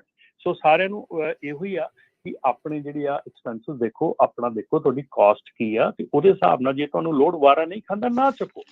Don't think ਕਿ ਮੇਰਾ ਚੱਕਾ ਘੁੰਮਦਾ ਚਾਹੀਦਾ, ਮੈਨੂੰ ਮੈਂ ਪੇਮੈਂਟ ਦੇ ਕੇ ਕੁਛ ਕਰਨੀ ਆ। ਯਾਰ ਪੱਲਿਓਂ ਪੈਸੇ ਦੇ ਕੇ ਥੋੜੀ ਲੋਡ ਕਰਨਾ ਚਾਹੀਦਾ। Think about. ਜੀ ਬਿਲਕੁਲ। ਸੋ ਸਮਾਂ ਵੀ ਆਪਣੇ ਪ੍ਰੋਗਰਾਮ ਦਾ ਜਾਂਦੇ ਜ਼ਰੂਰ ਰਾਜਕਰਮਵੀਰ ਸਿੰਘ ਜੀ, ਮੈਂ ਕੈਨੇਡਾ ਤੋਂ ਆਪਣੇ ਭਾਈ ਸਾਹਿਬ ਨੇ ਕਿਹਾ ਸੀ ਵੀ ਕੈਨੇਡਾ ਦੀ ਵੀ ਕਵਰ ਕਰਿਆ ਕਰੋ। ਆਪਾਂ ਖਬਰਾਂ ਤਾਂ ਜ਼ਰੂਰ ਕਵਰ ਕਰਦੇ ਹੁੰਦੇ ਆ, ਟਰਾਈ ਕਰਾਂਗੇ।